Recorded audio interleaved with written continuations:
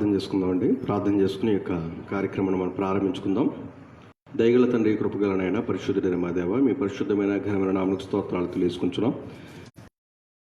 మేము ఇటు రీతిగా మేము కుటుంబంగా కూడి ఈ ఫేస్బుక్ లైవ్ ద్వారా మాత్రం అనేక మందితో రీతిగా మేము కూడి మిమ్మల్ని స్తుతిస్తుండగా గణపరుస్తుండగా సహాయం తెచ్చండి.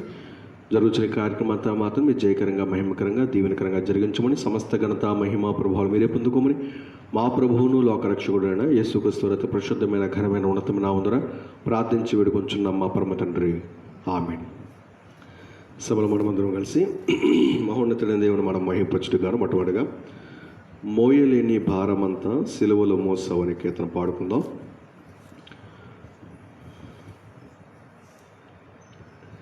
మోయలేని భారమంతా సిలువలో మోసావు, నీకు నాకు దూరమంతా కల్వరిలో నడిచావు. మోయలేని భారమంతా సిలువలో మోసావు, నీకు నాకు దూరమంతా కల్వరిలో నడిచావు. అంతులేని నీదు ప్రేమకు రుజువు చూపావు. యేసు మధురమైన నీ సన్నిధికి దారి వేసావు. మోయలేని భారమంతా సిలువలో మోసావు, నీకు నాకు దూరమంతా కల్వరిలో నడిచావు. కడలిపై నడిచిన పాదాలు సిలువ బరువుకు తడబడిపోయే, స్వస్థతలు చూపిన హస్తములు సిలువలో శిలలతో వ్రేలాడే. కడలిపై నడిచిన పాదాలు సిలువ బరువుకు తడబడిపోయే, స్వస్థతలు చూపిన హస్తములు సిలువలో శిలలతో వ్రేలాడే. ఇంత ఘోరము మోపిన నేరము నేను చేసిన పాప భారము. ఇంత ఘోరము మోపిన నేరము నేను చేసిన పాప భారము. మోయలేని భారమంతా సిలువలో మోసావు, నీకు నాకు దూరమంతా కల్వరిలో నడిచావు. జయము నీకని పలికిన జనము మహిమయేదని నిన్ను నిలదీసిరి. పాపములు క్షమించిన నిన్ను పాపివని పలుమారులు తెలిపిరి. జయము నీకని పలికిన జనము మహిమయేదని నిన్ను నిలదీసిరి. పాపములు క్షమించిన నిన్ను పాపివని పలుమారులు తెలిపిరి. తాకినంతనే మహిమను సగిన నీదు వస్త్రము చీట్ల పరము. తాకినంతనే మహిమను సగిన నీదు వస్త్రము చీట్ల పరము. మోయలేని భారమంతా సిలువలో మోసావు, నీకు నాకు దూరమంతా కల్వరిలో నడిచావు. దైవసుతుడవు అయినా గాని దొంగలతో దోషిగా నిన్ను చేర్చిరి. మధుర వాక్యము నేర్పిన నోటికి చేదు చిరకతో దాహము తీర్చిరి. దైవసుతుడవు అయినా గాని దొంగలతో దోషిగా నిన్ను చేర్చిరి. మధుర వాక్యము నేర్పిన నోటికి చేదు చిరకతో దాహము తీర్చిరి. ఇంత జరిగిన ఎంత కరుణ వదలవేమయ నీ క్షమాపణ. ఇంత జరిగిన ఎంత కరుణ, వదలవేమయ నీ క్షమాపణ. మోయలేని భారమంత సిలువలో మోసావు, నీ దూరమంత కల్వరిలో నడిచావు. మోయలేని భారమంత సిలువలో మోసావు, నీకు నాకు దూరమంత కల్వరిలో నడి. అంతులేని నీదు ప్రేమ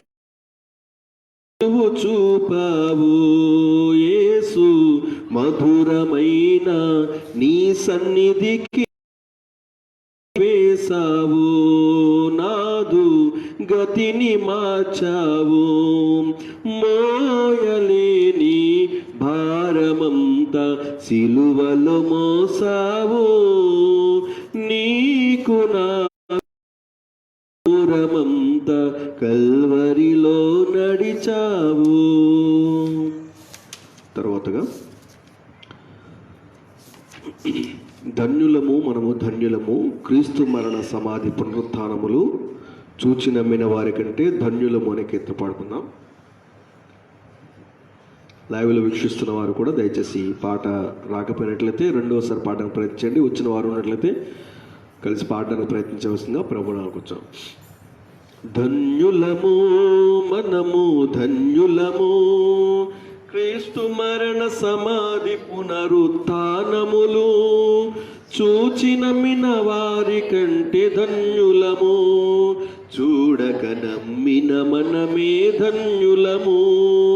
ధన్యులము మనము ధన్యులము, క్రీస్తు మరణ సమాధి పునరుత్థానములు చూచి నమ్మిన వారి కంటే ధన్యులము. చూడక నమ్మిన మనమే ధన్యులము. అపోస్తులు చూచి నమ్మిన సాక్ష్యము అంతటా అందరూ నమ్మదగిన వాస్తవము. అపోస్తులు చూచి నమ్మిన సాక్ష్యము అంతటా అందరూ నమ్మదగిన వాస్తవము. శిష్యుడైన తోమాకు కలిగిన సందేహము చరిత్రలో మిగిలి ఉన్న గొప్ప సందేశము. శిష్యుడైన తోమాకు కలిగిన సందేహము చరిత్రలో మిగిలి ఉన్న గొప్ప సందేశము. ధన్యులము మనము ధన్యులము, క్రీస్తు మరణ సమాధి పునరుత్థానములు చూచి నమ్మిన వారి కంటే ధన్యులము. చూడక నమ్మిన మనమే ధన్యులము.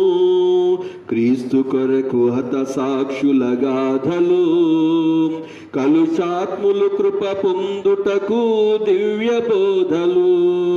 క్రీస్తు కొరకు హత సాక్షుల గాథలు కలుషాత్ములు కృప పొందుటకు దివ్య బోధలు. క్రీస్తు వలె శ్రమ నొందితే మరి వారసులం, నిత్య రాజ్యమందు చేర యోగ్యులం. క్రీస్తు వలె శ్రమ నొందితే మరి వారసులం, నిత్య రాజ్యమందు చేర యోగ్యులం. ధన్యులము మనము ధన్యులము, క్రీస్తు మరణ సమాధి పునరుత్థానములు చూచి నమ్మిన వారి కంటే ధన్యులము. చూడక నమ్మిన మనమే ధన్యులము.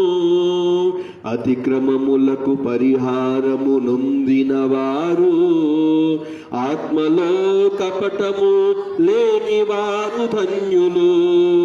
అతిక్రమములకు పరిహారము నొందిన వారు, ఆత్మలో కపటము లేని వారు ధన్యులు. ఆత్మ విషయమై దీనులైన వారు ధన్యులు. పరలోక రాజ్యము అట్టి వారిదే. ఆత్మ విషయమై దీనులైన వారు ధన్యులు. పరలోక రాజ్యము అట్టివారిదే. ధన్యులము మనము ధన్యులము, క్రీస్తు మరణ సమాధి పునరుత్థానములు చూచిన మిన వారి కంటే ధన్యులము. చూడక నమ్మిన మనమే ధన్యులము. క్రీస్తునందు సద్భక్తితో బ్రతికిన వారు శోధనలను సహించి జయించిన వారు. క్రీస్తునందు సద్భక్తితో బ్రతికిన వారు శోధనలను సహించి జయించిన వారు. నీతి కొరకు హింసింపబడువారు ధన్యులు, నిత్య రాజ్యమందు చేర వారు అర్హులు. నీతి కొరకు హింసింపబడువారు ధన్యులు, నిత్య రాజ్యమందు చేర వారు అర్హులు. ధన్యులము మనము ధన్యులము, క్రీస్తు మరణ సమాధి పునరుత్థానములు చూచిన మిన వారి కంటే ధన్యులము. చూడక నమ్మిన మనమే ధన్యులము. నోవహు వాడకు సాదృశ్యం క్రీస్తు సంఘము, క్రీస్తు తన స్వరక్తముతో స్థాపించిన సంఘము. నోవహు వాడకు సాదృశ్యం క్రీస్తు సంఘము, క్రీస్తు తన స్వరక్తముతో స్థాపించిన సంఘము. క్రీస్తు సంఘమందు చేర్చబడినచో ధన్యులు, క్రీస్తు రెండవ రాకడలో కొనిపోబడుదురు. క్రీస్తు సంఘమందు చేర్చబడినచో ధన్యులు, క్రీస్తు రెండవ రాకడలో కొనిపోబడుదురు. ధన్యులము మనము ధన్యులము, క్రీస్తు మరణ సమాధి పునరుత్థానములు చూచిన మిన వారి కంటే ధన్యులము.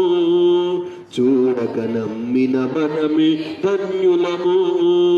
ధన్యులము మనము ధన్యులము, క్రీస్తు మరణ సమాధి పునరుత్థానములు చూచిన మిన వారి కంటే ధన్యులము. చూడక నమ్మిన మనమే ధన్యులము. తర్వాతగా ఇన్నేళ్ళు ఇలలో కాపాడిన దేవా ఇక ముందు కూడా కృపజూపుమయ్య అనే కీర్తన పాడుకుందాం. ఇన్నేళ్ళు ఇలలో కాపాడిన దేవా ఇక ముందు కూడా కృపజూపుమయ్యా. ఇన్నేళ్ళు ఇలలో కాపాడిన దేవా ఇక ముందు కూడా కృపజూపుమయ్యా. కరుణామయా వందనమయా ఓ దయామయా స్తోత్రమయా.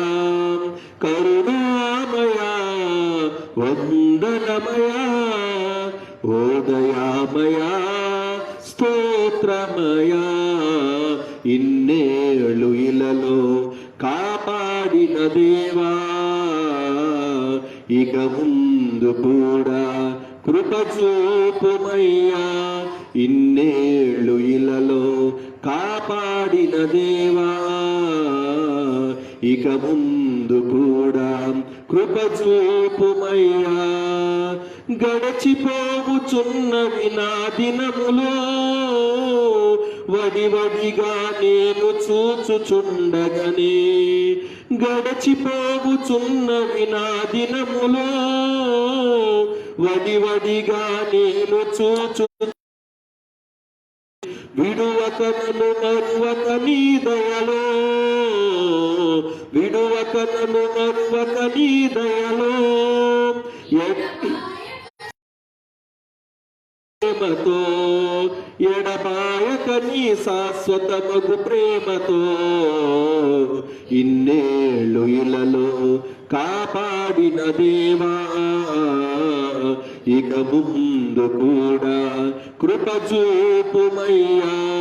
ఇన్నేళ్ళు ఇలలో కాపాడిన దేవా ఇక ఇక ముందు కూడా కృప చూపుమయ్యా. గడ్డి పువ్వు లాంటిది నా జీవితం, గాలికెగసిపోవును ఏ గడియలో. గడ్డి పువ్వు లాంటిది నా జీవితం, గాలికెగసిపోవును ఏ గడియలో. గొప్ప కాపరినా ప్రభువైన క్రీస్తు, గొప్ప కాపరినా ప్రభువైన క్రీస్తు. ఘనత మహిమ ప్రభావములు నీకే, ఘనత మహిమ ప్రభావములు నీకే. ఇన్నేళ్ళు ఇలలో కాపాడిన దేవా, ఇక ముందు కూడా కృప చూపుమయ్యా. ఇన్నేళ్ళు ఇలలో కాపాడిన దేవా, ఇక ముందు కూడా కృప చూపుమయ్యా. అడుగు వాటన్నిటి కంటెను, ఊహించు వాటన్నిటి కంటెను. అడుగు వాటన్నిటి కంటెను, ఊహించు వాటన్నిటి. అత్యధికముగా చేయు శక్తి గల ప్రభువా, అత్యధికముగా చేయు శక్తి గల ప్రభువా. అందుకో నా కృతజ్ఞతాస్తుతులు, అందుకో నా కృతజ్ఞతాస్తుతులు. ఇన్నేళ్ళు ఇలలో కాపాడిన దేవా, ఇక ముందు కూడా కృప చూపుమయ్యా. ఇన్నేళ్ళు ఇలలో కాపాడిన దేవా, ఇక ముందు కూడా కృప చూపుమయ్యా. దుష్టుల యోచన చొప్పున నడువక, పాపుల మార్గమున నేను నిలువక. దుష్టుల యోచన చొప్పున నడువక, పాపుల మార్గమున నేను నిలువక. అపహాసకులుండు చోట కూర్చొనక, అపహాసకులుండు చోట కూర్చొనక. అనుదినము ధ్యానింతును నీ వాక్యము, అనుదినము ధ్యానింతును నీ వాక్యము. ఇన్నేళ్ళు ఇలలో ఇక ముందు కూడా కృప చూపుమయ్యా. ఇన్నేళ్ళు ఇలలో కాపాడిన దేవా, ఇక ముందు కూడా కృప చూపుమయ్యా. కరుణామయా వందనమయా, ఓదయామయా స్తోత్రమయా. కరుణామయా వందనమయా, ఓదయామయా స్తోత్రమయా. ఇన్నేళ్ళు ఇలలో కాపాడిన దేవా, ఇక ముందు కూడా కృప చూపుమయ్యా.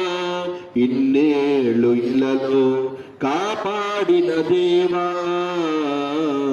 ఇక ముందు కూడా కృప చూపుమయ్యా. తర్వాతగా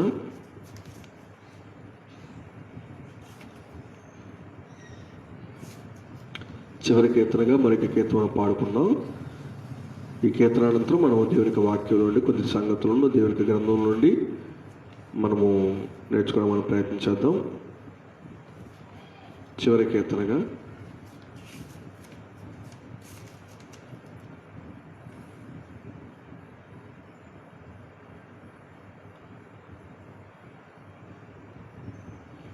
ఊహకు మించిన కృప చూపించిన దేవా నీకే వందనమైన కీర్తన. ఊహకు మించిన కృప చూపించిన దేవా నీకే వందనమయ్యా.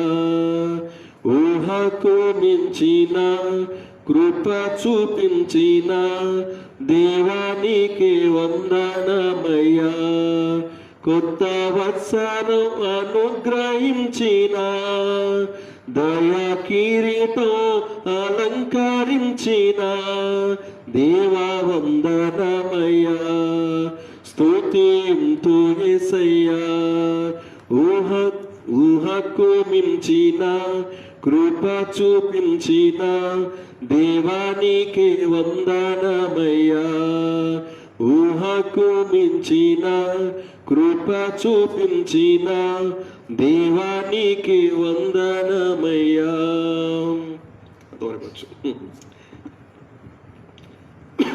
మరొక కీర్తన పాడదాం. క్షమించండి, రేపు నేర్చుకుని పాడతాను పాట. వచ్చనుకున్నాను కానీ రాలేకపోయింది. ఓకే.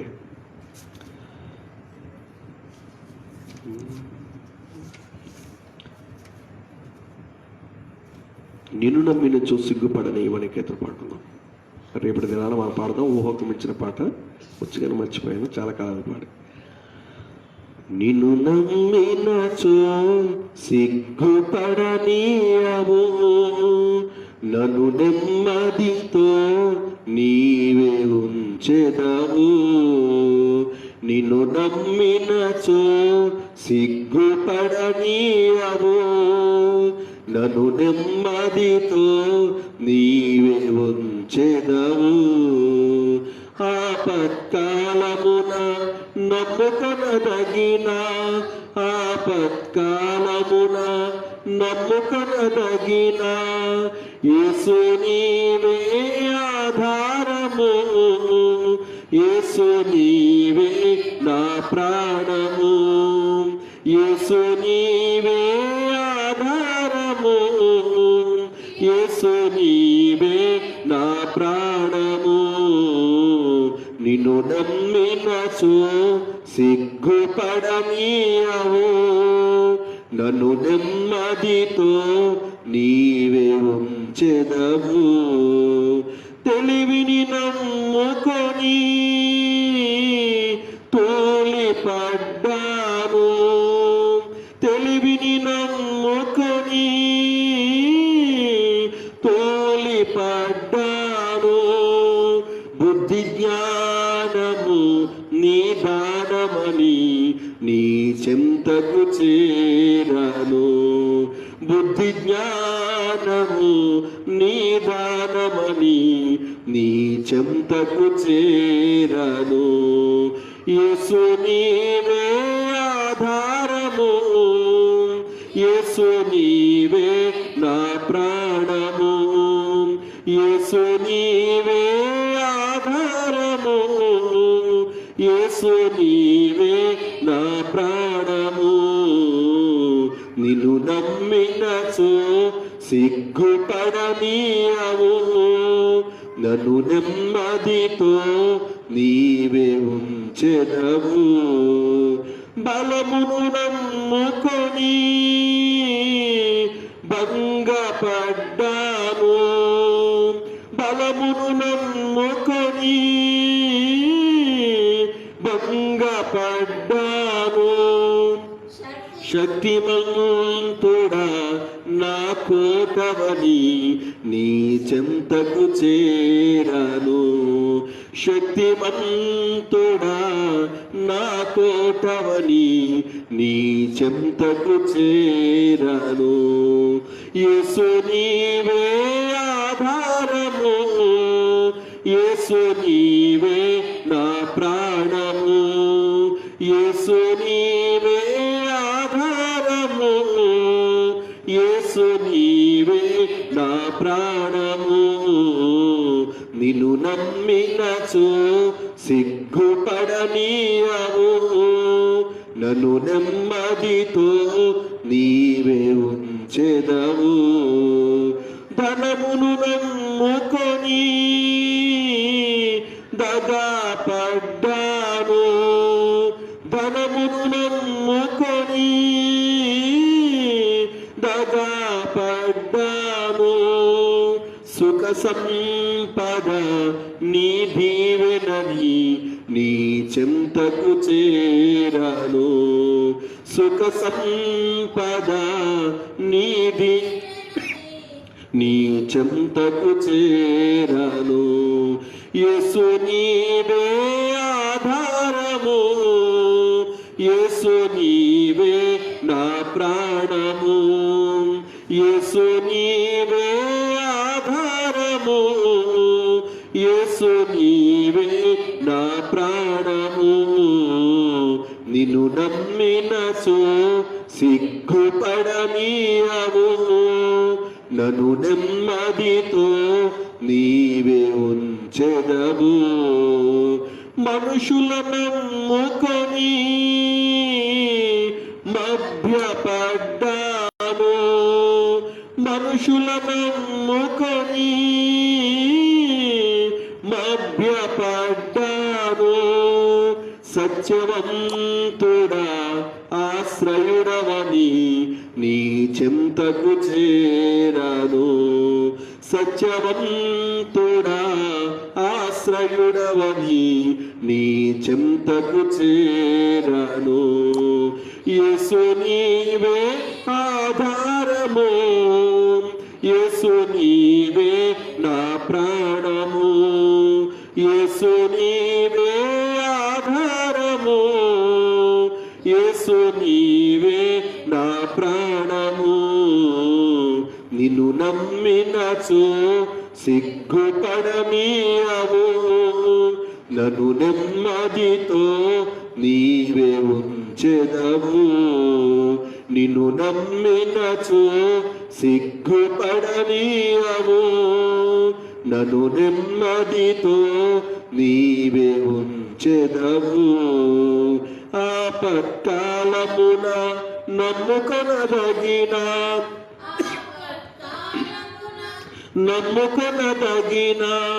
యేసు నీవే ఆధారము, యేసు నీవే నా ప్రాణము, యేసు నీవే ఆధారము, యేసు నీవే నా ప్రాణము. నిన్ను నమ్మినచో సిగ్గుపడనీయవు,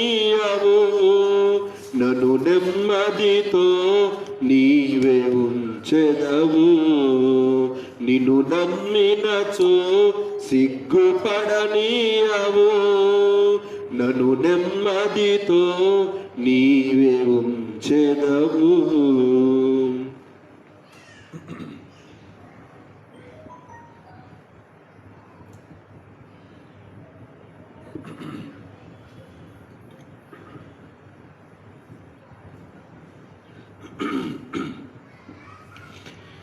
ఇంతవరకు ఇక లైవ్ కార్యక్రమంలో దేవుని నామమును గణపరచుటకు మహిమపరచుటకు మనం అందరం ఒకరి కీర్తన పాడడానికి దేవుడు మనకిచ్చిన ఈ భాగ్యాన్ని బట్టి ధన్యతను బట్టి దేవుని స్తుతిస్తూ సమయంలో కొద్ది నిమిషాలు మనం దేవునికి గ్రంథం నుండి దేవునికి మాటలు మనము ఆలోచించడం ముందుగా చిన్న ప్రార్థన చేసుకుందాం. చిన్న ప్రార్థన చేసుకుని కొద్ది నిమిషాలు దేవునికి వాక్యాన్ని మనము ధ్యానించుకుందాం.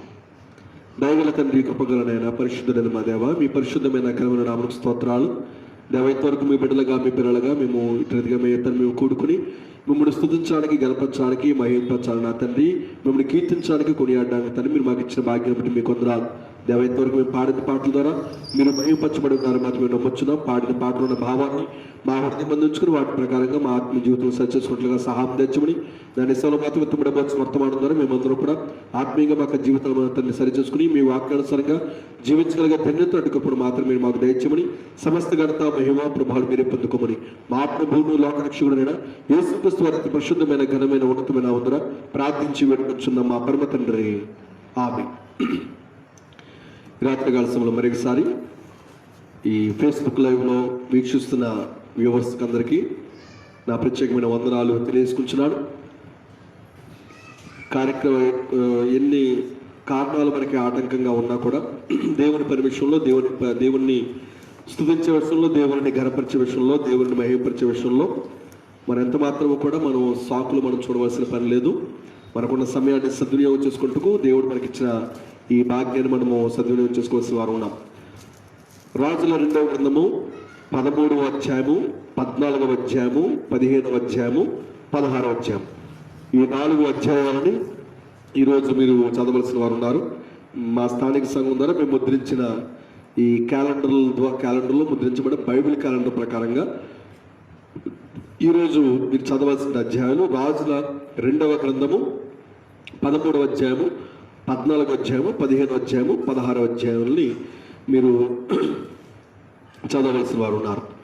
రైట్, ఈ అధ్యాయాలను ఒక్కసారి ముందుగా మీకు అవుట్లైన్ మీకు ఇచ్చిన తర్వాత తదుపరిగా ఈ అధ్యాయంలో ఉన్న కొన్ని ఆత్మీయమైన సంగతులు నేటి క్రైస్తులుగా దేవుని పిల్లగా ఉన్న మీకు నాకు మనకందరికీ కూడా ప్రయోజనకరమైన కొన్ని సంగతులను ఈ అధ్యాయం నుండి మీకు తెలియచేయడానికి నేను ఇష్టపడుతున్నాను. ముందుగా ఈ అధ్యాయాలలో ఏమేమి ఉన్నాయి, ఏమేమి రాయబడుతున్నాయి అని ఒక రకమైన ఒక అవుట్లైన్ని మనం ఈ అధ్యాయంలో ముందుగా మనం చూసి తర్వాతగా ఈ యొక్క అధ్యాయంలో ఉన్న సంగతుల గురించి మనం వివరించుకోవడం మనం ప్రయత్నించేద్దాం. 13వ అధ్యాయము మొదటి 9 వచనాల్లో మనం చూడగలిగితే యెహోయాహాజు యొక్క పరిపాలన ఈ మొదటి 9 వచనాల్లో మనకు కనబడుతుంది. అలాగనే ఇక 10 నుండి 13 వచనాల్లో, అనగా 10 నుండి 13 వచనాల్లో 10 నుండి 13 వచనంలో యెహోయాషు యొక్క పరిపాలన, అలాగే అతని యొక్క మరణాన్ని గురించి మనం 10 నుండి 13 వచనాల్లో మనం చూడొచ్చు. తర్వాతగా 13వ అధ్యాయము 14 నుండి 19 వచనాల్లో ఎలీషాస్ ప్రాఫెసీ, అనగా ప్రవక్త ఎలీషా యొక్క ప్రవచనాన్ని ఈ 14 నుండి 19 వచనాల్లో మనం చదవచ్చు. ఇక 20 నుండి 25 వచనాల్లో ద డెత్ ఆఫ్ ఎలీషా, ప్రవక్త ఎలీషా యొక్క మరణాన్ని ఈ అధ్యాయంలో 13వ అధ్యాయం 20 నుండి 25 వచనాల్లో మనం చూడొచ్చు. ఇక 14వ అధ్యాయంకి వచ్చేస్తే 14వ అధ్యాయంలో అహజ్యాస్ రైన్ అంటున్నాడు, అనగా అమజ్యాస్ రైన్, అమజ్యా యొక్క పరిపాలనని మొదటి 7 వచనాల్లో మనం చూడవచ్చు. తర్వాతగా 8 నుండి 12 వచ్చిన భాగాల్లో 14 అధ్యాయం 8 నుండి 12 వచనాల్లో అమజ్యాస్ మెసేజ్ ఆఫ్ వార్, అమజ్యా యుద్ధమును గూర్చిన వర్తమానాన్ని తెలియచెప్పడం అనేది 14 అధ్యాయం 8 నుండి 12 వచ్చిన భాగాల్లో మనం చూడొచ్చు. ఇక 13 నుండి 14 వచనాల్లో ద టెంపుల్ స్పాయిల్, దేవుని యొక్క మందిరము అది దేవుని యొక్క మందిరాన్ని నాశనం చేసినట్టుగా, పాడు చేసినట్టుగా 13 నుండి 14 వచనాల్లో మనం ఆలోచించవచ్చు. తర్వాతగా మనము 14 అధ్యాయం 15 నుండి 20 వచ్చిన భాగాల్లో ద డెత్ ఆఫ్ అమజ్యా యొక్క మరణము మనము ఈ అధ్యాయంలో ఈ భాగంలో మనం చూడొచ్చు. తర్వాతగా ఇదే 14 అధ్యాయం 21 నుండి 22 వచ్చిన భాగాల్లో అజర్యాస్ రీన్ అండ్ డెత్, అజర్యా యొక్క పరిపాలన అలాగే అతని యొక్క మరణాన్ని గురించి మనము ఈ యొక్క 14 అధ్యాయం 23 నుండి 29 వచనాల్లో మనం ఆలోచించవచ్చు. తర్వాతగా 15వ అధ్యాయం వద్దాం. 15వ అధ్యాయం వచ్చినట్లయితే 15వ అధ్యాయం మొదటి 7 వచనాల్లో అజర్యాస్ రీన్ అంటే ఈ మాటలు మనం చూసినట్లయితే,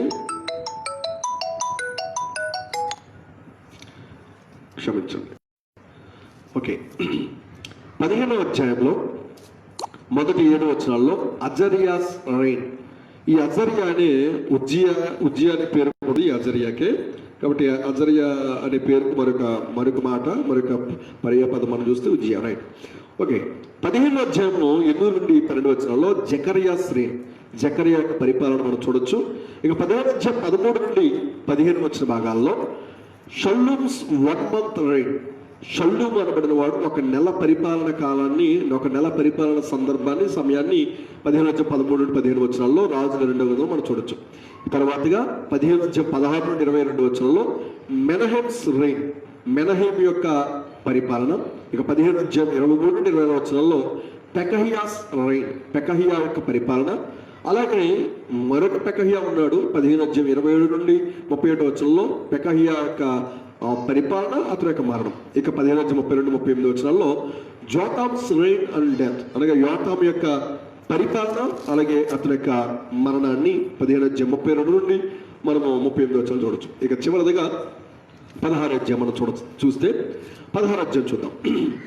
మొదటి 6 వచనాల్లో ఆహాస్ రైన్, ఆహాజ్ యొక్క పరిపాలన మనము మొదటి 6 వచనాలు చూడొచ్చు. తర్వాతగా 16 అధ్యాయం 7 నుండి 11 వచ్చిన భాగాల్లో ఆహాజ్ యొక్క కుట్రను గురించి మనం ఇక భాగంలో మనం చూడొచ్చు. తర్వాతగా 12 నుండి 20 వచనాల్లో ఆహాజ్ యొక్క పాపమును గురించిన సందర్భాలకి మనం చూడొచ్చు.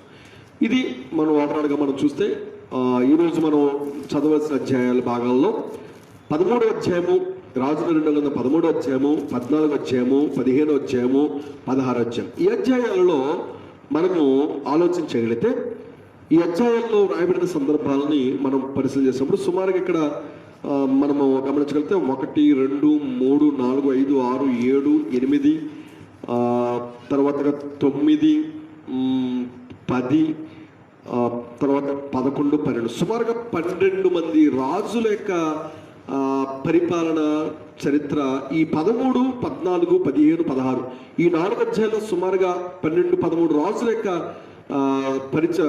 సందర్భాన్ని, వారి పరిపాలనని మనము ఈ 4 అధ్యాయాల్లో మనం చూడొచ్చు. అయితే అన్ని సంగతులు అనగా ఈ విషయాలన్నీ కూడా చెప్పడానికి మనకు సమయం సరిపోదు. మీరు ఎరిగిన వారు 9 గంటలకి ఈ కార్యక్రమం ముగిస్తాం కాబట్టి దయచేసి సమయాన్ని కొద్ది నిమిషాలు మనం ధ్యానించుకుందాం. ఇది మనం ఆలోచించగలిగితే సమయాన్ని బట్టి కొద్ది విషయాలు దేవుని వాక్యం మనం ధ్యానించుకుందాం. పిల్లలు మీరు గమనించండి, ఈ అధ్యాయంలో దేవుని యొక్క గ్రంథాన్ని చదువుతున్నప్పుడు ఇందులో ఈ రోజున అనేకమైన విషయాలు, 1 కాదు 2 కాదు, అనేకమైన సందర్భాలు మనం ఆలోచించవచ్చు. అయితే మీకు అర్థమయ్యే రీతిగా, మీకు అర్థమయ్యేటి కొన్ని సంగతులు నేను మీతో పంచుకోవాలని నేను కోరుచున్నాను. కొన్ని సందర్భాల్లో దేవునికి దాసులు, దేవునికి దైవజనులు ఉన్న టెక్నిక్ ఏంటంటే ఎదుటివాడికి అర్థం కాకుండా బోధించేంటి సామర్థ్యం కూడా ఉంటుంది. అంటే ఏం చెప్తున్నామో మాకే తెలియదు, ఏం చెప్తున్నారో మీకే తెలియదు అన్నట్టు, ఏం వింటున్నారో మీకే తెలియదు అన్నట్టుగా. సరే, ఎందుకు అంటే వారిని విమర్శించాలని నేను అనుకోవట్లేదు. కొన్ని సందర్భాలు నేను కూడా ఒకవేళ స్థానిక సంఘంతో ఎప్పుడు చెబుతూ ఉంటాను. ఒకవేళ నేను చెప్పే మాటలు అఫ్కోర్స్ నాకు అర్థం అవ్వాలి, ముందు నాకు అది తెలియాలి, అది నాకు తెలియకుండా ఏదో వచ్చా కదా అని నేను మాట్లాడేటి మా వ్యక్తిని అయితే కాదు. సరే, విడిచిపెడదాం ఆ సంగతులు మనం పక్కన పెట్టినట్టయితే 11వ అధ్యాయము, 14వ అధ్యాయము, 15వ అధ్యాయము, 16వ అధ్యాయం ఈ 4 అధ్యాయాల్లో నుండి కొన్ని ఆత్మీయమైన సంగతులను ఈ రాత్రి కాలంలో మనము పరిశీలించడానికి ప్రయత్నించేద్దాం. మొట్టమొదటిగా ఇక్కడ మనము ఆలోచించగలిగితే 13వ అధ్యాయంలో 4వ వచనాన్ని మనం చూద్దాం. 13వ అధ్యాయం 4వ వచనంలో ఒక సందర్భాన్ని మనం ఆలోచించేద్దాం. ఇక్కడ రాజైన యెహోయాహాజు యొక్క పరిపాలన మనం చూడొచ్చు. ఈ రాజైన యెహోయాహాజు యొక్క పరిపాలన కాలంలో సిరియా రాజైన హజాయేలు, అలాగనే హజాయేలు కుమారుడైన బెన్హదదు, వీరిరువురికి కూడా దేవుడు ఇశ్రాయేలును అనగా వారు చేసిన అపరాధాన్ని బట్టి, పాపాన్ని బట్టి దేవుడు వారిని ఆ సిరియన్లకు అప్పగించినట్టుగా మనం చూస్తూ ఉన్నాం. కాబట్టి ఎప్పుడైతే ఆ సిరియన్లు ఇశ్రాయేలు మీద ఒక కఠినమైన దాస్యత్వాన్ని వారు కలిగిన వారు ఉన్నారో, ఇప్పుడు రాజైన యెహోయాహాజు మనము 4వ వచనం చూస్తే, అయితే యెహోయాహాజు యెహోవాను వేడుకొనగా యెహోవా సిరియా రాజు చేత బాధ నొందిన ఇశ్రాయేలు వారిని కనికరించి అతని మనవిని అంగీకరించెను అనే ఒక అద్భుతమైన మాట చదువుతున్నప్పుడు ఎందుకు ఈరోజు ఈ మాట మీతో పంచుకోవాలనే ఉద్దేశాన్ని కలిగిన వాడుకున్నాను. మీకు మాత్రమే కాదు, ఈరోజు ఈ వాక్యం ఉంటున్న నీవు నేను మనమందరూ కూడా రాజుల 2వ గ్రంథం 13వ అధ్యాయము 4వ వచనంలో రాజైన యెహోయాహాజు చేసిన ఈ యొక్క గొప్ప పనిని మనము ఆలోచించగలిగితే, ఈ రాజైన యెహోయాహాజు రాజుగా ఉండి అతడు యెహోవా దృష్టికి చెడుతనం జరిగించాడు. అలాగే ప్రజలందరూ కూడా దేవుడి దృష్టికి వ్యతిరేకంగా నడిచారు. కాబట్టి ఇప్పుడు దేవుడు వారిని శిక్షించాడు, సిరియన్లకు వారిని అప్పగించారు. సిరియన్లు బాధిస్తున్నారు, భయంకరంగా వారిని బాధిస్తున్నారు. మనము న్యాయాధిపతుల గ్రంథంలో కూడా మనం చూస్తే మిద్యానీయులు ఇశ్రాయేలుని బాధపడుతున్న సందర్భాలు మనం చూడొచ్చు. ఇంకా మనం కొంచెం ముందుకు వెళితే నిర్గమకాండంలో ఇశ్రాయేలులు ఐగుప్తు దేశంలో ఎంతో బాధను వారు అనుభవించారు. అంటే మనం ఆలోచించగలిగితే సిరియన్ల చేత ఎంత బాధించబడ్డారనేది మనకు అర్థం కావాలంటే మనం నిర్గమకాండంలో ఐగుప్తు దేశంలో ఫరో వలన ఎంత ఇశ్రాయేలు బాధ అనుభవించారో అది మనము ఆలోచన చేస్తే మనకు అర్థమవుతుంది. అలాగే న్యాయాధిపతుల గ్రంథంలో గిద్యోను కాలంలో ఉంటారు. అక్కడ మిద్యానీయులు ఇశ్రాయేలును బాధ పెట్టడం అనే సందర్భాన్ని కూడా మనము న్యాయాధిపతుల గ్రంథంలో చాలా స్పష్టంగా అక్కడ రాయడం జరుగుతుంది. 6వ అధ్యాయంలో మిద్యానీయులు వారిని బాధ పెంచినట్టు విధానం. న్యాయాధిపతుల గ్రంథంలో మిద్యానీయులు మాత్రమే కాదు, అనేకమైన జనాంగాలు దేవుని ప్రజలకు వారిని బాధ పెట్టేటి పరిస్థితి. ఎందుకు ఆ బాధను వారు కొని తెచ్చుకోవడం జరిగింది? ఆ బాధకు గల కారణం ఎవరు? చాలామంది మనకు వచ్చే బాధ, మనకు వచ్చే కష్టం, మనకు వచ్చే నష్టం, మనకు వచ్చిన ఇబ్బంది, ఇదంతా కూడా దీనికి గల కారణం ఎవరని మనం చాలా ఈజీగా, సులువుగా మనం ఎవరి మీద మనం నేరం మోపుతామంటే ఖచ్చితంగా ఎవరు అంత తేరగా దొరుకుతారంటే కేవలం దేవుడు మాత్రమే. ఎందుకంటే ఆయన కనబడ్డు, ఆయన మనకు దూరంగా ఉన్నాడనే ఉద్దేశంతో ఏంటో చాలామంది దేవుడి మీద అనగా ఈ బాధలన్నిటి కారణం ఎవరంటే దేవుడే. ఒక నెపాన్ని వేస్తూ ఉంటారు, ఒక అపవాదాన్ని వేస్తూ ఉంటారు. కానీ ఎందుకు ఈ బాధను అనుభవించవలసి వస్తుంది? దీనికి గల కారణం ఏంటి? ఎందుకు మనం ఎంత బాధపడవలసిన అవసరత ఏర్పడింది అనే ఆలోచన. నేను కానీ ఏదైనా తప్పు చేశానా, నా పక్షంగా ఏదైనా పొరపాటు ఉందా, నాలో ఏదైనా లోపం ఉందా అనే భావం ఈ రోజున చాలామంది మనుషులు లేదు. ఈ రోజున ప్రపంచవ్యాప్తంగా కరోనా వైరస్ ప్రభావం ఉంటున్నప్పుడు ఇది చాలామంది ఏమనుకుంటారంటే ఇంకా అంతా దేవుడి మీద వేసేస్తున్నారు. అయితే మనము ఆలోచించగలిగితే దేవుడి యొక్క వాక్యాన్ని మనము పరిశీలించగలిగితే దేవుడు తన పరిశుద్ధ గ్రంథంలో రాయించినట్టు మాట్లాడినట్టు మనము ఆలోచన చేసినప్పుడు బాధకు కారణం ఎవరు? న్యాయంగా దేవుడు మనల్ని బాధపరచాలని దేవుడు మనల్ని ఈ లోకంలోనికి ఆయన మనల్ని జన్మింపచేయలేదు. ఏదో బాధ పెట్టడానికి కొన్ని పాటలు మనం చూస్తుంటాం. దేవుడు మనల్ని మట్టి బొమ్మలుగా చేసి ఆ మట్టి బొమ్మలతో ఆడుకుంటున్నాడు దేవుడు అంటున్నారు. అంటే మనకు మానవుకున్న జ్ఞానం ఎలా ఉంటుందంటే దేవుడికి అంత అవసరం ఏమని చెప్పండి? ఆయన నీ జీవితంతో నా జీవితంతో ఆటలాడుకోవడానికి ఆయన ఏమైనా నరుడా? ఆయన ఏమైనా మానవుడా? కొంతమంది ఉంటారు మనుషులు జీవితాలతో చెలగాటాలు ఆడుతుంటారు. జీవితం ఒక చదరంగం అంటారు.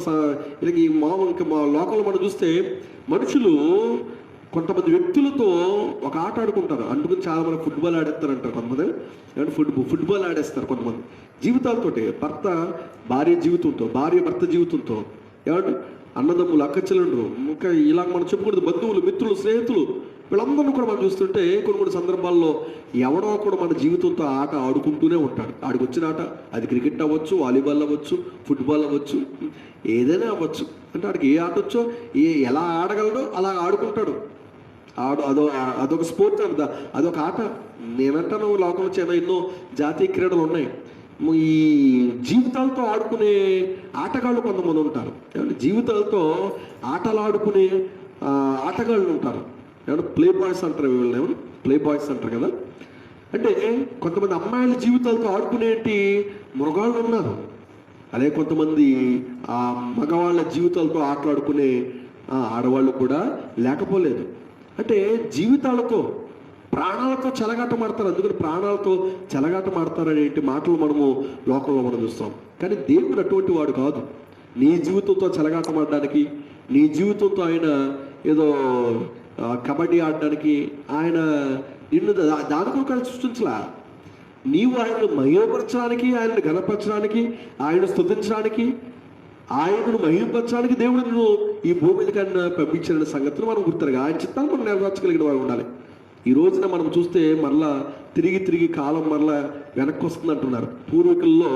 పూర్వకాలంలో మనము అంటే భారతదేశ సాంప్రదాయాన్ని గురించి నేను గొప్పగా చెప్పాలని లేకపోతే వేరే దేశాన్ని కించపరచాలని ఉద్దేశం కాదు. కానీ కాళ్ళు కడుక్కుంటేనే కానీ లోపలికి వచ్చే పరిస్థితి కాదు. చేతులు కడుక్కుంటేనే కానీ భోజనం చేయకుండా ఇలా కొన్ని శుభ్రతలు, ఇంటి పరిసరాలను శుభ్రం చేసుకోవడం, కల్లాపు వేసుకోవడం, ముగ్గులు వేసుకోవడం, ఇలా కొన్ని కార్యక్రమాలు, గడపకి పసుపు రాయడం, ఇలాగ కొన్నిటిని మన పూర్వీకులు అనబడిన వారు, పెద్దలైన వారు పాటించారు. కాబట్టి వారు ఆరోగ్యవంతులుగా జీవించారు, ఆనందంగా ఉన్నారు. కానీ ఇప్పుడు ఫ్యాషన్ టెక్నాలజీ మారిపోయింది. అన్నిటికీ స్విచ్ చేసుకోవడమే. కాబట్టి గది తోడాలన్నా దాన్ని ఏమంటారు, వాక్యూమ్ క్లీనర్స్ అంటారు, తడిగుడ్లా పెట్టాలంటారు, టైల్స్ వచ్చేసినాయి. ఇంకా రకరకాలైనటువంటి వస్తువులు ఈ రోజున మనుషులు కలిగిన వారు ఉన్నారు. కాబట్టి ఈ రోజున మనుషుల్లో ఖచ్చితంగా నేను అంటున్నాను, శుభ్రత అనేది లోపించింది. బట్టలు ఉతుక్కోవడం కూడా బద్ధకమే, ఇల్లు ఉడచడానికి కూడా బద్ధకమే. ఇంకా ఏం చేస్తున్నారు అంటే కంప్యూటర్ ముందుకు వచ్చిన కీబోర్డ్ మీద ప్లే చేయడం తప్ప ఇంక వేరే ఏ పని చేయట్లా. వంట వండుకోవాల్సిన పని లేదు. ఎవరికో ఏ వచ్చినాయి ఏంటది, స్విగ్గీ, ఏవో కొన్ని జొమాటో ఇలా కొన్ని కొన్ని యాప్లు ఉన్నాయి. ఆ యాప్ల్లోకి మనం లాగిన్ అయ్యి మనం అందులో ఆర్డర్ పెట్టేస్తే ఇంట్లోకి ఫుడ్ వచ్చేస్తాయి. ఇంకా ఇంట్లోకి వచ్చాక టీవీ రిమోట్ చూసుకోవడమో, లేదంటే ఏదన్నా ఇంకా ఈ పనులే, వీడియో గేమ్లు ఆడుకోవడము. ఈ రోజున కరోనా వైరస్ యొక్క ప్రభావాన్ని మనం చూస్తే మన చేతిలో మనం తెచ్చుకున్నది అది. అదేదో దేవుడే మనల్ని మన మీద వేశాడు, మన మీద బాణం వేసాడు, లేకపోతే దేవుడు మనల్ని బాధించడానికి వేశాడు అనేటి ఆ ఆలోచనతో, ఆ అవగాహన రాహిత్యంతో ఈరోజు చాలామంది ఉన్నారు. కొన్ని స్వయంకృత అపరాధాలు అంటారు. కొన్ని స్వయంకృత అపరాధాలు. ఆ స్వయంకృత అపరాధాలను ఈ రోజున ప్రపంచవ్యాప్తంగా ప్రతి ప్రాంతంలో కూడా ఉన్నాయి. ఓకే, వాటి గురించి మనం వివరించుకుంటూ వెళ్తే ఇక్కడ మనం ఇంకా కొంచెం ముందుకు వెళ్ళాం. ఓకే, ఎందుకు ఈ విషయాలు మీకు జ్ఞాపకం చేస్తానంటే, సిరియనుల చేత బాధించబడగల కారణం అని అంటే వారు చేసిన పాపాలే. వారు దేవుని దృష్టికి వ్యతిరేకంగా నడిచారు కాబట్టి వారు సిరియనుల చేతిలో వారు హింసించబడతారు, బాధించబడతారు. అయితే ఇక్కడ రాజుని యెహోయాహాజు చేసినట్టు ఈ పనిని మనం చూస్తే, ఈ రోజున నీవైనా నేనైనా ఒకవేళ నీ జీవితం బాధించబడుతున్నప్పుడు, హింసించబడుతున్నప్పుడు, ఒకవేళ నీ జీవితంలో దుఃఖానికి ఏదైనా కారణమవుతున్నప్పుడు ఖచ్చితంగా నువ్వు ఎవరిని వేడుకోవలసిన అంటే, ఇందాక కూడా మనం ఒక పాట పాడుకున్నాం. ఏంటో పాట అంటే, మనుషులు నమ్ముకొని మన పాట, యేసు నీవే ఆధారము, యేసు నీవే నా ప్రాణము, నీవే ఆధారము. అంటే ఆ పాటలో భావాన్ని కూడా మనం చూస్తే, నేను మనుషులు నమ్ముకున్నాను, ధనాన్ని నమ్ముకున్నాను, దగాపడ్డాను, మనుషులు నమ్ముకున్నాను, మోసపోయాను అనేటి ఒక అద్భుతమైన చరణాలు మనము ఇంతకు ముందుగా మనం పాడుకున్నాం. పిల్లలే మీరు గమనించండి, యెహోయాహాజు రాజయుండి అతను చేసిన గొప్ప పని. యెహోవాను 4వ వచనంలో మనం చూస్తే 13-4 యెహోయాహాజు యెహోవాను వేడుకొనగా, యెహోవా సిరియా రాజు చేత బాధ నొందిన ఇశ్రాయేలు వారిని కనికరించి అతని మనవి అంగీకరించను అనేటి మాటని మనం చూస్తున్నాం. ఇక్కడ మరొక మాట కూడా మనము ఇదే అధ్యాయంలో 13వ అధ్యాయంలోనే ఈ 23 వచనంలో ఇదే మాటలో, అనగా ఇక్కడ మరలా రాయబడుతున్న మాట మనం చూడొచ్చు. 13-23 వచనంలో, కానీ యెహోవా వారి మీద జాలిపడి వారి యందు దయ ఉంచి, అంటే దేవుడు జాలి కలిగిన దేవుడు అండి. దేవుడు కరుణ వాత్సల్యత కలిగిన దేవుడు, ప్రేమామయుడు. అటువంటి దేవుడికి నువ్వు మొరపెడితే, ఆనాడు యోనా ప్రవక్త ఆ నినివే పట్టణం మరో 40 రోజుల్లో నాశనం కలుగుతుంది, దానికి దుర్గత కలుగుబోతుందని ప్రకటించినప్పుడు ఆ పట్టణస్థులందరూ కూడా రాజు సైతము గోని పట్ట కట్టుకుని బూడిదలో కూర్చుని ఉపవాసం ఉండి వారు దేవుడికి ప్రార్థన చేశారు. వారు తమ చెడు నడతలన్నీ కూడా మానివేశారు. వారు ప్రార్థన చేయడానికి ముందుగా వారు తమ చెడు కార్యాలను కూడా మానేసి, మనోళ్ళు ఏంటంటే ఎక్కడ పోయినా అక్కడ అలాగే ఉంటాయి. ప్రార్థన మాత్రం చేయడానికి కన్నీరు కాచేస్తారు. ఇంకా మామూలుగా వేషధారణ చేయమంటే వీళ్ళ తర్వాతే. ప్రార్థన చేస్తున్నా బాగా ఉంది, బైబిల్ చూస్తున్నా బాగా ఉంది, కానీ ఏది నీలో మార్పు, ఏది నీలో పాత జీవితం ఎందుకు పాతి పెట్టబడట్లా? యోనా గ్రంథంలో వాడు చూస్తే వారు తమ చెడుతనమంతా కూడా మానివేసి అప్పుడు గోధుమ పట్ట వారు కట్టుకుని బూడిదలు కూర్చుని వారు దేవుడికి ప్రార్థన చేసినప్పుడు పశువులు సైతం అవి నీళ్లు కూడా ముట్టలేదు. అప్పుడు దేవుడు వారి మీద కనికరించాడు, జాలి పడినట్టుగా మనం అందుకు యోనా కూడా అన్నాడు, నువ్వు బహు జాలి కలిగిన దేవుడు కాబట్టి నాకు ఈ సంగతి తెలిసిన ముందుగానే యోనా అంటున్నా. ఓకే, అంటే ఇప్పుడు యెహోయాహాజు యొక్క ఈ గొప్ప కార్యం చూస్తే అతను ఎవరిని వేడుకున్నాడు? తన కష్ట సమయంలో, తన కలిగిన ఇబ్బంది సమయంలో, తన కలిగినటువంటి బాధలో ఎవరు నమ్ముకున్నాడు, ఎవరిని వేడుకున్నాడంటే దేవుడని యెహోవాను వేడుకున్నప్పుడు దేవుడని యెహోవా వారిని కనికరించి అతని మనవిని అంగీకరించి, ఈ రోజున దేవుడు నీ మనవిని నా మనవిని కూడా ఆయన అంగీకరించడానికి ఆయన సిద్ధంగా ఉన్నాడు. మరి ఈరోజు ఎంతమంది ఈ కరోనా వైరస్ కొరకు ఎంతమంది దేవునికి వేడుకుంటున్నారో నాకు తెలియదు. కానీ ఎక్కువగా ఈ మధ్యకాలంలో మనం చూస్తుంది సహాయాలు చేస్తున్నారు. కాయగూరలు అందించమని, బిస్కెట్ ప్యాకెట్లు అందించమని, డ్రింక్ బాటిల్స్ అందించడమని, ఆహార పదార్థాలు అందించమని, పులిహారి పొట్లాలు అందించమని, అంటే విమర్శించట్లేదు. కానీ మరి ఇవన్నీ చేస్తున్నా బాగానే ఉంది. మరి దేవుడిని వేడుకుంటున్నావా? దేవుడికి ప్రార్థన చేస్తున్నావా? ఇంతకు ముందుగా నేను న్యూస్లో చూసినప్పుడు ఎవరికైతే పాజిటివ్ వచ్చి క్వారంటైన్లో వారు ట్రీట్మెంట్ పొందుకున్న తర్వాత వారికి మళ్ళీ నెగిటివ్ వచ్చింది, వాళ్ళు శుద్ధి చేయబడడానికి వారికి ఆ వ్యాధి తగ్గిపోయింది, కరోనాను జయించారు, చప్పట్లు కూడా కొట్టి చక్కగా కరోనాను జయించిన వ్యక్తిని పేపర్లో పెద్ద స్టేట్మెంట్లు ఇవ్వడం, న్యూస్లో దాన్ని బాగా వైరల్ చేయడం, అభినందించడం, ఇవన్నీ జరుగుతున్నాయి. బ్రిటన్లోనే ఎక్కడో ఒక ముసలావిడ కూడా, బామ్మ కూడా, ఆవిడ కూడా కరోనా వైరస్ జయించిందని చెప్పి చక్కని న్యూస్లు మనం చూస్తున్నాం. కానీ ఇంతకు ముందుగా నేను విన్న న్యూస్ ఏంటంటే, ఎవరికైతే పాజిటివ్ వచ్చి తగ్గిపోయి నెగిటివ్ వచ్చిందో మరలా వాళ్ళకి పాజిటివ్ వచ్చిన అవకాశాలు దక్షిణ కొరియాలో ఎక్కడో సుమారుగా 116 మందికి దక్షిణ కొరియాలో మరలా ఆ నెగిటివ్ వచ్చిన వాళ్ళకి మరలా పాజిటివ్ వచ్చిందనే వార్త చాలా భయంకరంగా మారుతుంది. దాన్ని ఏమనంటే కరోనా రిటర్న్స్ అంటున్నాడు. కరోనా రిటర్న్స్, మరలా కరోనా మరలా తిరిగి వస్తుంది. చచ్చిపోయింది అనుకున్న వాళ్ళు, అనుకున్న వాళ్ళు, లేకపోతే ఇంకా బాగైపోయింది, ఇంకా మనకి వ్యాధి లేదు అని అనుకున్న పరిస్థితుల్లో అది మరలా తిరిగి వస్తుంది అనే ఒక వార్త కొంచెం భయాన్ని కలిగింపజేస్తుంది. ఎందుకు ఈ విషయం మీకు జ్ఞాపకం చేస్తుంటే, మంచిది, స్వచ్ఛంద సంస్థలు కావచ్చు, అలాగే రాజకీయ నాయకులు కావచ్చు, అలాగే అనేకమైన పెద్ద పెద్ద వాళ్ళు కావచ్చు, ప్రజలకు ఎన్నో అండదండలు ఇస్తున్నారు. లాక్డౌన్ టైంలో ఆహారం లేని వారికి ఆహారం ఇస్తున్నారు. ఎన్నో కార్యక్రమాలు, సేవా కార్యక్రమాలు చేస్తున్నారు. చాలా మంచిది, మంచి మంచి కార్యక్రమాలు చేస్తున్నారు, ఆదుకుంటున్నారు, ఆపదలు ఉన్న వారిని ఆదుకుంటున్నారు, ఆకలితో అలమటిస్తున్న వారికి చక్కని ఆహార పదార్థాలు పెడుతున్నారు, మంచిది, సాయం చేస్తున్నారు. అఫ్కోర్స్ దీని మీద కూడా చాలామంది కామెంట్లు పెడుతున్నారు, ఫోటోలు తీసుకున్నారు కాబట్టి ఫోటోలు తీసుకోకూడదని కొన్ని చేస్తున్నారు. సరే, పక్కన పెట్టినట్లయితే చాలామంది సీఎం సహాయ నిధికి, అలాగే పిఎం సహాయ నిధికి పంపిస్తూ ఉన్నారు, రిలీఫ్ ఫండ్లకి పంపిస్తూ ఉన్నారు, ధనాన్ని పంపిస్తున్నారు. ఆదుకోండి మన దేశ ప్రజలను, మన ప్రాంత ప్రజలను. మంచి, కానీ ఏది నువ్వు అసలు చేయవలసిన పని నువ్వు చేస్తున్నావా? మనం అనుకుంటున్నాం, చాలామంది అనుకుంటున్నాం, ఈ సోషల్ యాక్టివిటీస్ మనం చూసుకుని, ఈ సేవా కార్యక్రమాలు చూసుకుని మనం ఇది చేస్తాం కాబట్టి సరిపోతుంది. ప్రియులారా, ఈ రోజున రాజుని యెహోయాహాజు ఈరోజు నీకు నాకు ఏం చెప్తున్నాడంటే, బహుశా నేనంటున్నాను, రాజుని యెహోయాహాజు రాజయ్య ఉన్నాడు, రాజయ్య ఉండి ఎన్ని చెప్పుండొచ్చండి, ఎన్ని చేసి ఉండొచ్చు. నేనంటున్నాను, ఈ రోజున అనేక మంది ప్రధానమంత్రి కావచ్చు, ముఖ్యమంత్రి కావచ్చు, నాయకులు కావచ్చు, ఎన్నెన్నో ప్రకటనలు చేస్తూ ఉన్నారు. లాక్డౌన్ చేయండి అంటున్నారు, చప్పట్లు కొట్టండి అంటున్నారు, దీపాలు వెలిగించండి అంటున్నారు. విమర్శించలేదు ప్రియులారా, చేయమంటున్నారు. ఒక రాజుగా వారు వంతు వారి ప్రయత్నాలు వారు చేస్తున్నారు. వారు అధికారిగా వారు వంతు ప్రయత్నం విడిపించడానికి ప్రయత్నం చేస్తున్నారు. But what about prayers? ప్రార్థన యొక్క సందర్భం ఏంటి, అనగా ప్రార్థన యొక్క పరిస్థితి ఏంటి? నువ్వు ఏదో బాగా రాజని యెహోయాహాజు కూడా ఎన్ని చేసి ఉండొచ్చు. సిరియన్లు అతని చేత వాళ్ళందరూ కూడా బాధించబడుతున్నప్పుడు మనం గమనించగలిగితే అతను 15 సంవత్సరాలు, అనగా 15 సంవత్సరాలతో పరిపాలించాడు. 15 సంవత్సరాలతో రాజుగా ఉన్న కాలంలో అతను చేసిన ఒక గొప్ప కార్యము, ఒక ఉన్నతమైన కార్యం ఏంటంటే, తన ప్రజలైన వారికి ఆదుకుని ఉండొచ్చు. అతని ప్రజలైన వారికి రేషన్ ఇచ్చి ఉండొచ్చు, ఎన్నో చేసి ఉండొచ్చు. కష్టంలో ఉన్నారు కదా, ఇబ్బందులు ఉన్నారు కదా అని ఎన్నెన్నో కార్యక్రమాలు అతను చేసి ఉండొచ్చు. కానీ నేను అంటున్నాను, అతను చేసిన ఒక ఉన్నతమైన కార్యం ఏంటంటే, అతను దేవుడని యెహోవా. ఈ రోజున నేను అంటున్నాను, దైవజనులుగా, సేవకులుగా దేవునికి ప్రార్థన చేస్తున్నాం, మంచిదే. కానీ ప్రధానమంత్రిగా, ముఖ్యమంత్రిగా, నాయకులుగా, అధికారులు చేయవలసిన కార్యం కూడా ఏంటంటే, దేవునికి మొరపెట్టవలసిన వారు ఉన్నారు, దేవునికి ప్రార్థన చేయవలసిన వారు ఉన్నారు.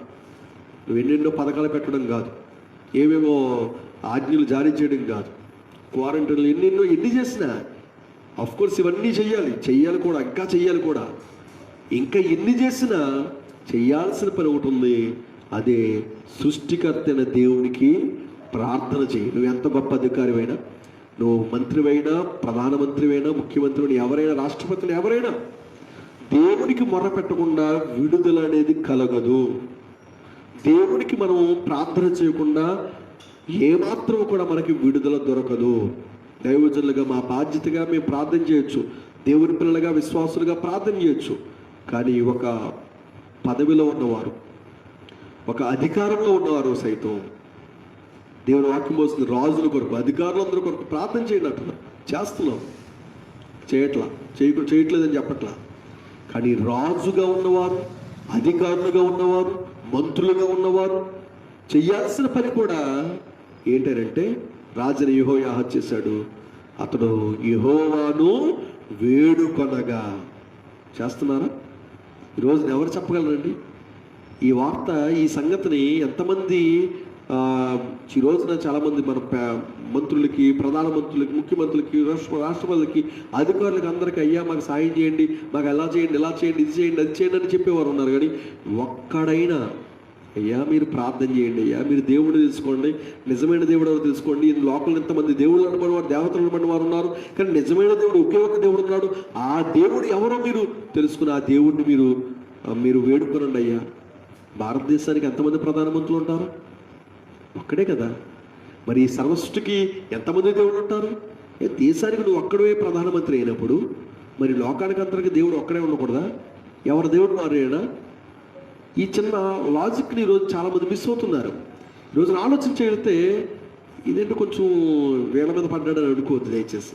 అంటే ఈ రాజుని యెహోయాహాజు చేసిన ఈ కార్యాన్ని చూస్తుంటే ఈరోజు ఎవరు చేస్తున్నాడండి? ఎవరు చేస్తున్నారు? ఏమేమో చేస్తున్నామో. సృష్టికర్తైన దేవుడికి నువ్వు వేడుకుంటే, ఒక అధికారిగా ఉన్న నీవు, ఒక ఉన్నత స్థానంలో ఉన్న నీవు ఖచ్చితంగా దేశానికి దేవుడు మేలు చేయడానికి ఆయన ముందుకు వస్తాడు. నీవు చెయ్యాలి. ఒక రాజుగా నువ్వు అధికారం అయితే అయి ఉండొచ్చు, రాజు అయితే అయి ఉండొచ్చు, మంత్రి అయితే అయి ఉండొచ్చు, ఏదైతే అయి ఉండొచ్చు. కానీ నువ్వు దేవునికి వేడుకోకపోతే నువ్వు ఎంతటి రాజువైనా, ఎంతటి అధికారమైనా, ఎంత నీ చేతి కింద అధికారం ఉన్నా ఏమాత్రం కూడా అది సరిపోదు. అది చాలది నువ్వు చేసే ఎన్ని కార్యక్రమాలైనా. కాబట్టి ఈ రోజున యెహోయాహాజు ద్వారా ఈ రోజున నీవు నేను మాత్రమే కాదు, ఈ రోజున దేశ ప్రధానులు, ముఖ్యమంత్రులు, అధికారులు అందరూ కూడా నేర్చుకోవాల్సిన గొప్ప సంగతి దేవుణ్ణి వేడుకోవాలి. ఓకే, అలా వేడుకున్న తర్వాత దేవుడు వారిని కనికరించిన సంగతిని మనం చూడొచ్చు. అయితే ఇక్కడ ఒక మాటని మనం చూడొచ్చు. మరొక మాట మనం చూస్తే 7వ వచనం మనం చూద్దాం. ఓకే, 7వ వచనంలో రౌతుల్లో ఇక్కడ సిరియా రాజు ఎంత దారుణంగా ఆ ఇశ్రాయేలు పట్ల ఆయన ప్రవర్తించాడనే సందర్భాన్ని, ఆ విషయాన్ని పిల్లలు మనము ఆలోచించగలిగితే చూడండి, ఇక్కడ రాయబడుతున్న మాటను మనము ఆలోచించగలిగితే రౌతులలో 50 మందియు, రథములలో 10, కాల్పలములో 10,000 మందియు మాత్రమే యెహోయాహాజు దగ్గర ఉండి మిగిలిన వాడిని సిరియారాజు దుల్లగొట్టిన ధూళివలె నాశనం చేసి ఉండెను. ఒక రాజు దగ్గర ఉండాల్సిన సైన్యం లేదు. చూడండి అక్కడ ఏమన్నాడు, ఖచ్చితంగా రాశాడు. 7వ వచనంలో మనం చూస్తే రౌతులలో 50 మంది. 50 మంది. రథాలు ఏంటంట 10 రథాలు ఉంటే ఎలాగ పరిపాలన చేయగలడు అంటే అతని బలగం చూడండి, ఎంత దిగజారిపోయిందో చూడండి. అంటే దేవుణ్ణి ఎప్పుడు వేడుకున్నాడు? ఇక్కడ ఈ సందర్భాన్ని కూడా మీరు గమనించగలగా, రాజుని యెహోయాహాజు దగ్గర ఒకవేళ కొన్ని వేల రథాలు ఉంటే నాకేంటి అవసరం దేవుడు అనుకున్నచ్చు. కాబట్టి అతను వేడుకోవడానికి గల కారణం ఏంటంటే రౌతుల్లో 50 మంది ఉన్నారు, రథాల్లో 10 రథాలే ఉన్నాయి, కాలపలంలో 10,000 మంది ఉన్నారు. తర్వాత అంటున్నాడు, తర్వాత ఇంకేమంటాడు, మిగిలిన వారందరూ కూడా సిరియా రాజు దొల్లగొట్టినట్టుగా మనం చూస్తున్నాం. అంటే గమనించండి, ఇక అతని దగ్గర అవకాశమే లేదు. తన బలమంతా పోయింది, సైన్యమంతా కూడా సిరియా రాజు నాశనం చేశాడు. మరీ బొత్తుగా 10 రథాల, మరీ బొత్తుగా రౌతుల్లో 50 మందేనా, 10,000 మందేనా ఉంటా? లక్షల్లో ఉండాల్సిన వారు, సైన్యం లక్షల్లో ఉండాలి. ఒక దేశం భద్రతగా పొందాలంటే, ఒక దేశం రక్షణ కవచంగా ఉండాలంటే లక్షల్లో ఉండాలి. లక్షల్లో లేనిదే రథాలు 10 రథాలట. 10 రథాలతో ఏమి రక్షణ ఇవ్వగలడు దేశానికి అంటే ఆలోచించండి. అంత దారుణంగా భయంకరంగా రాజైన యెహోయాహాజు యొక్క పరిపాలన కాలంలో సిరియా సైన్యము, సిరియా రాజు వారందరినీ కూడా పిల్లలు గమనించగలిగితే అక్కడ సిరియా రాజు తొల్లకొట్టిన ధూళివలె నాశనము చేసి ఉండెను. అప్పుడు దేవునికి వేడుకున్నాడు. అందుకని ఎంతవరకు మీతో కొన్ని విషయాలు జ్ఞాపకం చేశాను. మంత్రులైనా, అధికారులైనా, ఎవరైనా సరే దేవునికి మొరపెట్టకుండా నువ్వు ఎన్ని పథకాలు చేసినా దేశానికి క్షేమం అనేది కలగదు. ఓకే, అయితే తర్వాతగా మనం ఆలోచించగలిగితే ఇదే 13వ అధ్యాయంలో మనము మరొక మాట మనము ఆలోచించేద్దాం. 14వ వచనం మనం చూద్దాం. 14వ వచనంలో రాజుల 2వ గ్రంథం 13వ అధ్యాయం 14వ వచనంలో, అంతటి ఎలీషా మరణకరమైన రోగము చేత పీడితుడై ఉండగా ఇశ్రాయేలు రాజైన యెహోయాషు అతని యొద్దకు వచ్చి అతను చూచి కన్నీరు విడుచుచు, నా తండ్రి ఇశ్రాయేలు వారికి రథమును రౌతులను నీవే అని ఏడ్చను. మీరు ఇక్కడ ఈ విషయాన్ని ఒక్కసారి గమనించండి. రాజైన యెహోయాషును గురించినట్టు సందర్భాన్ని మనం ఆలోచించగలిగితే, ఇతడు రాజైన యెహోయాషు 16 సంవత్సరాలు పరిపాలన చేశాడు.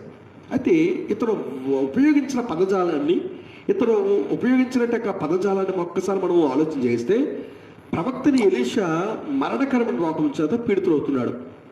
ఇక్కడ మరొక మాటను కూడా మనం గమనించాలి. ప్రవక్త కదా, ఎన్నో అద్భుతాలు చేశాడు కదా, ఎన్నో సూచక్రియలు చేశాడు కదా, చాలా కార్యాలు చేశాడు. ఎలీషా ద్వారా దేవుడు జరిగించిన కార్యాలు మనం చూస్తే ఎన్నో సందర్భాలు మనము దైవగ్రంథంలో మనం చూడొచ్చు. నయమాను కుష్టి వ్యాధిని తొలగించడం అనేది, శూన్యపట్నంలో గొండాలని స్త్రీ యొక్క కుమారుడు చనిపోయినప్పుడు ఆ కుమారుడు చనిపోయిన వాడు సైతం తిరిగి లేపడం, ఇలాగ ఎన్నో అద్భుతమైన కార్యాలు ఎలీషా ద్వారా దేవుడు జరిగించిన సందర్భాల్లో మనం చూడవచ్చు. అయితే అటువంటి ఎలీషాకి మరణకరమైన రోగం చేత పీడితుడయ్యాడు. ఇప్పుడు ఇశ్రాయేలు రాజైన యెహోయాషు అతన్ని చూడడానికి వచ్చాడు. ఎంత గొప్ప సంగతి అంటే, మీరు ఈ మాటను మనం గమనించగలిగితే, ఈ రాజుని యెహోయాషులో ఉన్న, ఇంతకుముందు వాడు చదువుకున్న మాట యెహోయాహాజు అతను, ఇతనైతే యెహోయాషు. జాగ్రత్తగా మీరు వినండి, కన్ఫ్యూజ్ అవ్వకూడదు. ఇంతవరకు మనం చెప్పుకున్న మాటలు ఏంటంటే, ఎవరి గురించి? యెహోయాహాజు గురించి మనం చెప్పుకున్నాం. ఇప్పుడు యెహోయాషు గురించి మనం చెప్పుకున్నాం. ఇప్పుడు రాజుని యెహోయాషు ప్రవక్తని ఎలీషా మరణకరమైన రోగము చేత పీడితుడై ఉన్నప్పుడు, ఆ రోగము చేత పీడితులుగా ఉన్నవంటి ఆ ప్రవక్తను చూడడానికి వచ్చాడు. బాగానే ఉంది, రోగులు పరామర్శించడం అనేది దేవుని పిల్లగా మనం ఎరిగిన వారం. ఆ సందర్భాన్ని రాజు ద్వారా మనం నేర్చుకున్నాం. రాజు అంతటి వాడు ఒక దైవజనుడు రోగముగా ఉన్నప్పుడు అతని దగ్గరకు వచ్చి ఏడుస్తున్నాడంటే, ఈ రోజున నేనంటున్నాను, లోకల్గా మన గ్రామం అవ్వచ్చు, మీ గ్రామాల్లో ఉండొచ్చు, అధికారులు కొంతమంది నాయకులు ఉంటారు, కొంతమంది రాజకీయ నాయకులు ఉంటారు. వారు మనకి ఎప్పుడు వస్తుంటారంటే, మన పెళ్ళిళ్ళు కొని ఏమన్నా ఏదైనా కార్యక్రమాలకి కొంచెం మన పెద్ద పెద్ద కార్యక్రమాలు ఏర్పాటు చేసుకుంటే వాళ్ళు పిలిస్తే వస్తూ ఉంటారు. నేను అంటాను, ఒక దైవజనుడు, ఒక దేవుడికి సేవకుడు ఆ గ్రామంలో ఉన్నప్పుడు, ఆ గ్రామంలో ఉన్న ఒక దైవజనుడు ఒకవేళ బలహీనతగా ఉన్నప్పుడు, నాయకులు ఎవరైనా ఆ దైవజనుడిని దర్శిస్తారా, దర్శించరా? ఖచ్చితంగా నేను చెప్పగలను ఏంటంటే, ఖచ్చితంగా చేయరు. ఒకవేళ ఆ నాయకుడు ఏదైనా క్రైస్తవ్యానికి సంబంధించిన వాడిగా ఉంటే, ఒకవేళ ఆ దైవజనుడు ఆ నాయకుడి యొక్క మీకు అర్థమవుతుంది, ఆ నాయకునికి సంబంధించిన వాడైతే, ఒకవేళ ఆ సేవకుడు ఒకవేళ కొంచెం బాగా ధనవంతుడైతే ఏమైనా రాగండి. నాయకులు చేయవలసిన ఒక మంచి యెహోయాషు ద్వారా నేర్చుకోదగిన పాఠం, ఇంతకుముందుగా యెహోయాహాజు ద్వారా నేర్చుకునే గొప్ప పాఠం ఏంటి? అధికారులైనా ఎవరైనా సరే దేవునికి ప్రార్థన చేయడం అనేది నేర్చుకున్నాం. యెహోయాషుని గురించి మనం చూస్తే, ఒక దైవజనుడు మరణకరమైన రోగం చేత పీడితుడైనప్పుడు అతను పరామర్శించడం అనేది ఆ ప్రాంతంలో ఉన్న నాయకునికి ఉండాల్సిన ప్రధానమైన లక్షణం. ఎందుకు ఈ వార్తలు చెప్తున్నానంటే, నాకు అంత గుర్తులేదు, ఒకవేళ నాకు తెలియకపోవచ్చు. ఒకవేళ మా నాన్నగారు ఈ ప్రాంతంలో గొప్ప సేవలు చేశారు. ఎన్జే మోహన్ రావు గారు చాలా గొప్ప పరిచయం ఈ ప్రాంతంలో చేశారు. కొత్తపేట, అమలాపురం తదితర ప్రాంతాల్లో ఆయన గొప్ప పరిచయం చేశారు. చాలామంది ఎరిగిన వారు ఉంటారు. అయితే ఆయనకి కూడా మరణకరమైన రోగం వచ్చింది. ఆయన కూడా చనిపోకముందుగా ఒక నెల రోజులు కొంచెం బలహీనతకు గురయ్యారు, చాలా ఇబ్బంది పడ్డారు.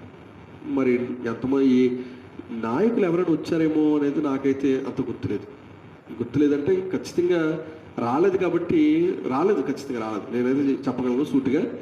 అంటే ఎందుకు విషయం చెప్తానంటే, అంతకుముందుగా మరి ఆయనతో పాటు అంటే మా నాన్నగారి గురించి నేను ఎందుకు మాట్లాడుతున్నానంటే, ఆయన ఈ ప్రాంతంలో గొప్ప పరిచయం చేశారు. గొప్ప పరిచయం చేసినప్పుడు ఈ ప్రాంతంలో ఉన్న నాయకులు, రాజకీయ నాయకుల్లో మరి ఆ నాయకుడితో పాటు కూడా మా నాన్నగారితో కొత్త సంబంధాలు ఉండడం అనేది నాకు బాగా ఎరిగినాను. ఆయన తెలియని వారు ఎవరు కూడా లేరు. ఎన్జే మోహన్ రావు గారు అంటే తెలియని వారు ఎవరు కూడా లేరు. కానీ ఆయన చివరి దినాల్లో ఆయన మరణించినప్పుడు కానీ ఆయన్ని పరామర్శించడానికి వచ్చిన వారు నాయకులకి అలవాటు లేదేమో. ఒకవేళ యెహోయాషు రాజనటి యెహోయాషు ప్రవక్తని ఎలీషా దగ్గరికి మరణకరమైన రోగం చేత పీడితుడైనప్పుడు ఎలీషా దగ్గరికి వచ్చాడు. అది మంచి అలవాటు, గొప్ప సంగతి. సరే, వచ్చిన తర్వాత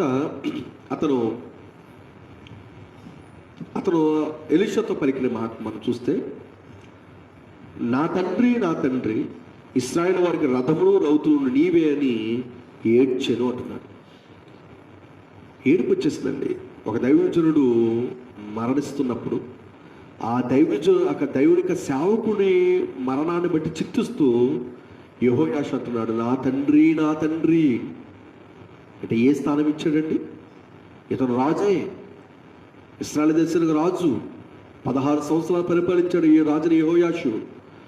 అటువంటి వాడు ఒక దైవజనుడికి ఇచ్చిన, దేవుని సేవకుడికి ఇచ్చిన విలువ ఏంటంటే హీఈస్ హిస్ ఫాదర్, నా తండ్రి నా తండ్రి. మీరు ఒక మాట ఈ సందర్భాన్ని గమనించగలిగితే, ఇదే రాజుల 2వ గ్రంథం 2వ అధ్యాయం 12వ వచనంలో ప్రవక్తని ఎలీషా మీరు గమనించగలిగితే ఏలియా పట్ల అనగా ఏలియాను ఉదహరించి మాట్లాడిన మాటలు రాజుల 2వ గ్రంథం 2వ అధ్యాయము 12వ వచనం చూస్తుంది. ఎలీషా అది చూసి, అనగా ఎప్పుడైతే ఏలియా సుడిగాలి చేత ఆకాశములకు ఆరోహణమైపోయాడో, ఆరోహణమైపోయిన ఆ ఏలియాను చూసి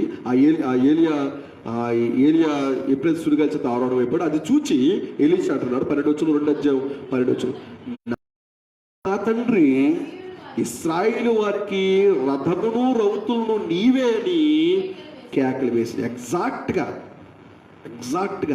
ఇదే మాట, ఇదే పదజాలాన్ని ఎవరు ఉపయోగించారు తెలుసండి?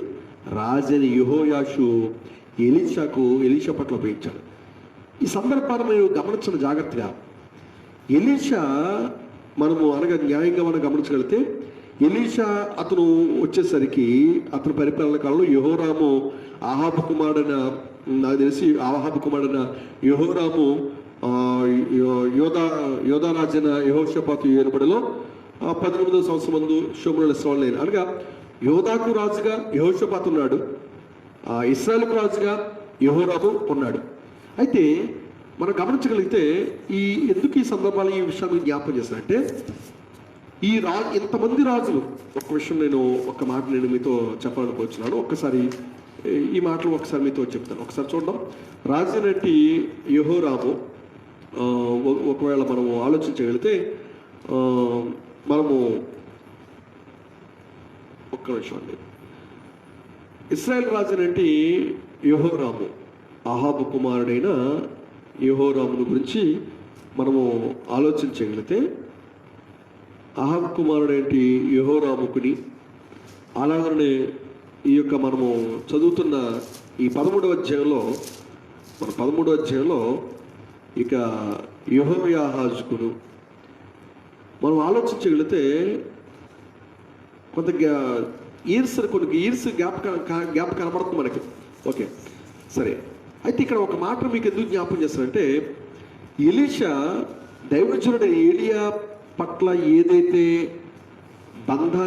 బాంధవ్యాన్ని అనుభూతిని కలిగిన వాడు ఉన్నాడో, ఇప్పుడు ఇంతకుముందు మీకు జ్ఞాపకం చేశాను. ఇంతకుముందుగా ఒక దైవజనుడు మరణశయ్య మీద ఉన్నప్పుడు నాయకులుగా ఉన్నవారు, లోకల్ పొలిటీషియన్స్ అనబడిన వారు ఎంతమంది ఆ దైవజనుడికి దైవజనుడిని దర్శించేటి అలవాటు కలిగిన వారు ఉన్నారు?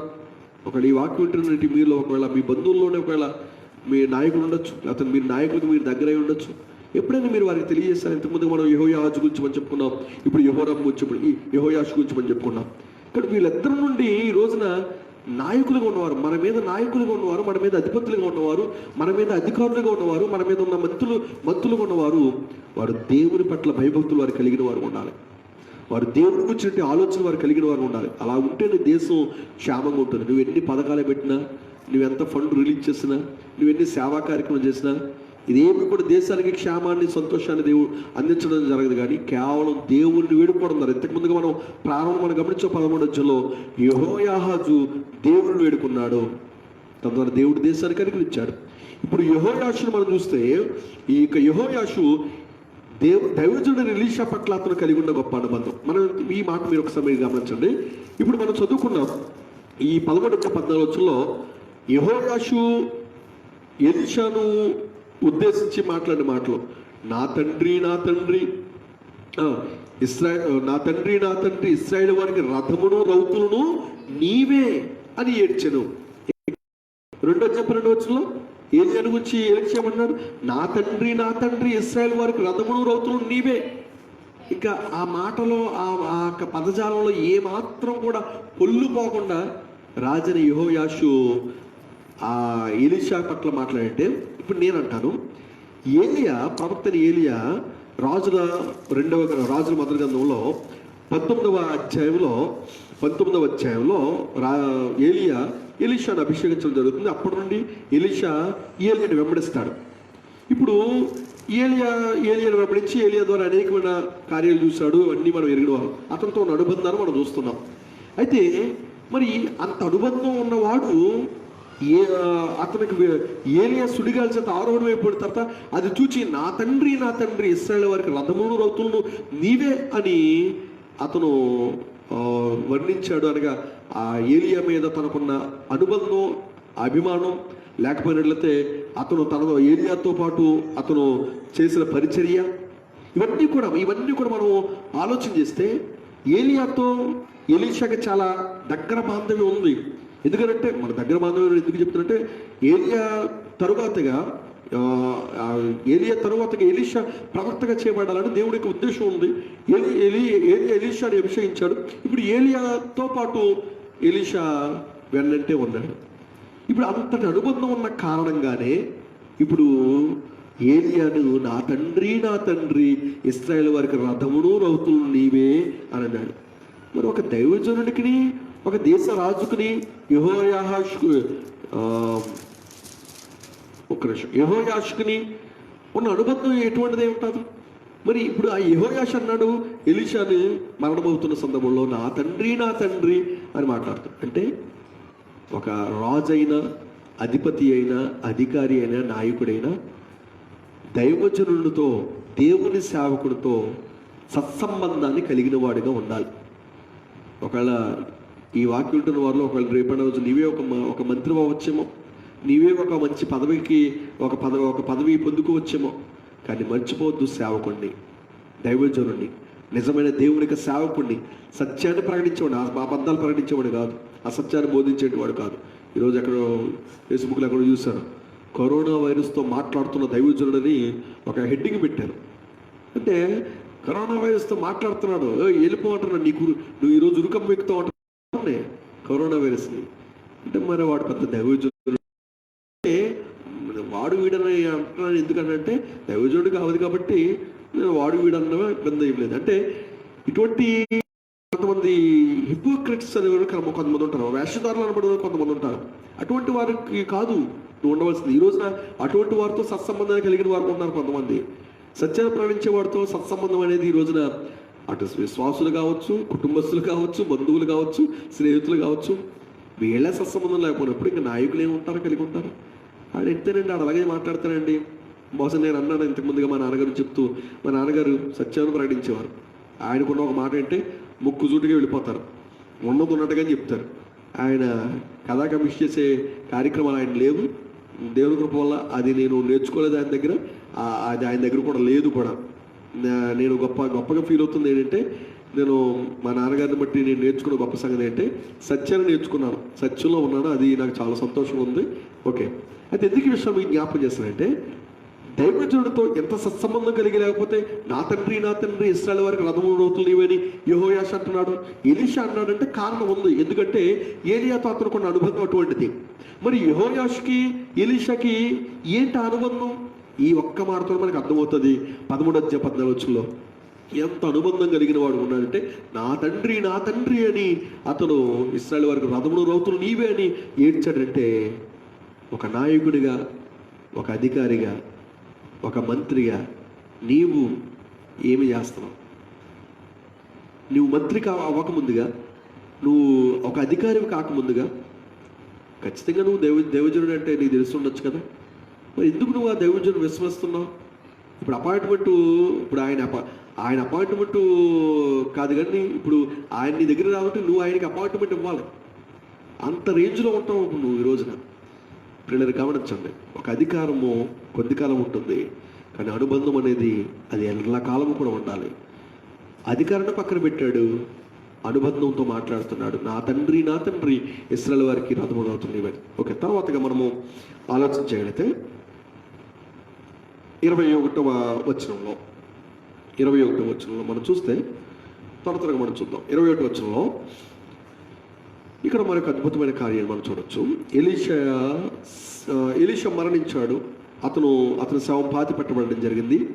అయితే మనం గమనించగలిగితే 1 సంవత్సరం గడిచిన తర్వాత మోయాబీల సైన్యము దేశం మీదకి వచ్చినప్పుడు కొందరు ఒక శవాన్ని పాతిపెట్టుచు సైన్యమునకు భయపడి ఆ శవమును ఎలీషా యొక్క సమాధిలో ఉంచినప్పుడు అది ఉంచగా దింపిన ఆ శవము ఎలీషా శల్యములకు తగిలినప్పుడు అది తిరిగి బ్రతికి కాళ్ళు మోపి నిలిచెను అని ఒక అద్భుతమైన సందర్భాన్ని ఇక్కడ 21 వచనంలో మనం చూడొచ్చు. 13వ అధ్యాయము రాజుల 2వ గ్రంథం 11వ అధ్యాయం 21 వచనంలో. అంటే ఈ మాటను మనం చూస్తే ఒక ప్రవక్త ఎలీషా తను బ్రతికున్నప్పుడు అనేకమైన అద్భుతాలు చేయడం మాత్రమే కాదు, అతను చనిపోయిన తర్వాత అతని శల్యములకు తగిలిన, అనగా అతని శల్యములకు అతని యొక్క ఎముకలకు, అతను చనిపోయాడు, కుళ్ళిపోయింది అతని శరీరం, ఒక దైవజనుడి యొక్క శరీరం కుళ్ళిపోయింది, ఎముకలు మాత్రమే మిగిలిన ఎముకలు గూడు. ఇప్పుడు ఆ ఎముకలు గూడికి ఆ శల్యములకి ఒక నిర్జీవమైన శరీరం తగలగానే అద్భుతాన్ని మనం చూడండి. ఏమైందట, ఆ శవము ఎలీషా శల్యములకు తగిలినప్పుడు అది తిరిగి బ్రతికి కాళ్ళు మోపి నిలిచెను.